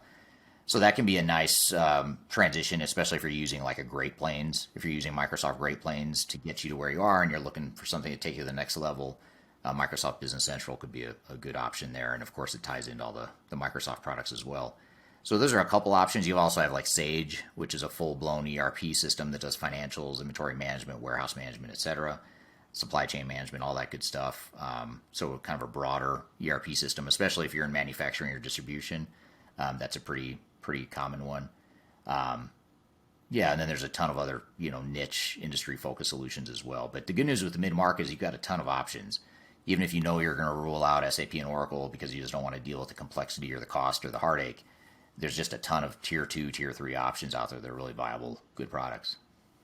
Yeah, and recently I learned a lot from our Chief Client Officer, Brian Potts, and Christy Barber, who's, again, our small business specialist. They did a small business software overview of all the different systems at Digital Stratosphere. So definitely check that out on our YouTube channel if you are looking for more of those. And I know you have some top 10 lists for small businesses as well, and some industry verticals on your YouTube channel as well. So I kind of want to end with, if you had one piece of advice for small to mid-sized businesses that are going or contemplating a digital transformation, what would it be? It's a good question. It's always hard to narrow it down to one thing. Maybe it's just because we've been talking about this throughout the episode, but I can't help but come back to this whole alignment issue. Make sure you've got a clear vision of where you're headed and what it is you want to accomplish as an organization, and then make sure that whatever you do, whatever your roadmap is, whether it's a digital transformation, business transformation, or some hybrid of both, make sure that transformation initiative is aligned very well with that longer term vision and strategy as an organization. So many times you see mid-sized organizations that go off track because they go chase the shiny new objects that don't necessarily fit or have anything to do with where they're headed as an organization. And within that sort of a secondary, call it 1A and 1B. I'm still giving you one answer. I'm just giving you 1A and 1B. 1B would be, make sure you look at that roadmap and look at your options objectively, be realistic about the pros and cons of each alternative, and then objectively choose the path that makes the most sense for you. And by the way, once you choose that path, make sure that you're identifying and mitigating the risks that go along with that. So I just gave you like 7 answers in one. But yeah, that's my one thing that. We'll just go with D, all of the above. How about? Yeah, that's probably a better answer than I had. Excellent. Well, thank you so much for sharing that clip. And I know Adam, his contact information is in that as well. If you have questions for him, all Third Stage goes directly to our stakeholders that specialize in that type of business. But overall, great stuff specifically for our small to mid-sized business listeners. Yeah, absolutely. And like I said, even if you're not a mid-sized organization, if you're a larger organization, there's still lots of good nuggets within that conversation. So hopefully you're able to pick some of those things out. And yeah, I appreciate you being here today, and appreciate Adam and Jedd providing some good input and being guests on the show here today. And most importantly, appreciate the audience. Appreciate all of you listening here. And as always, if you have suggestions for topics you'd like to see us cover, be sure to drop it in the chat here. Drop us a line. Engage with us on social media, whatever the case may be. And as always, new episodes every Wednesday on YouTube and all the audio podcast platforms. And be sure to follow us on social media as well. So we will see you all next time. Thanks for being here. Have a great rest of your week, and we'll see you next time on Transformation Ground Control.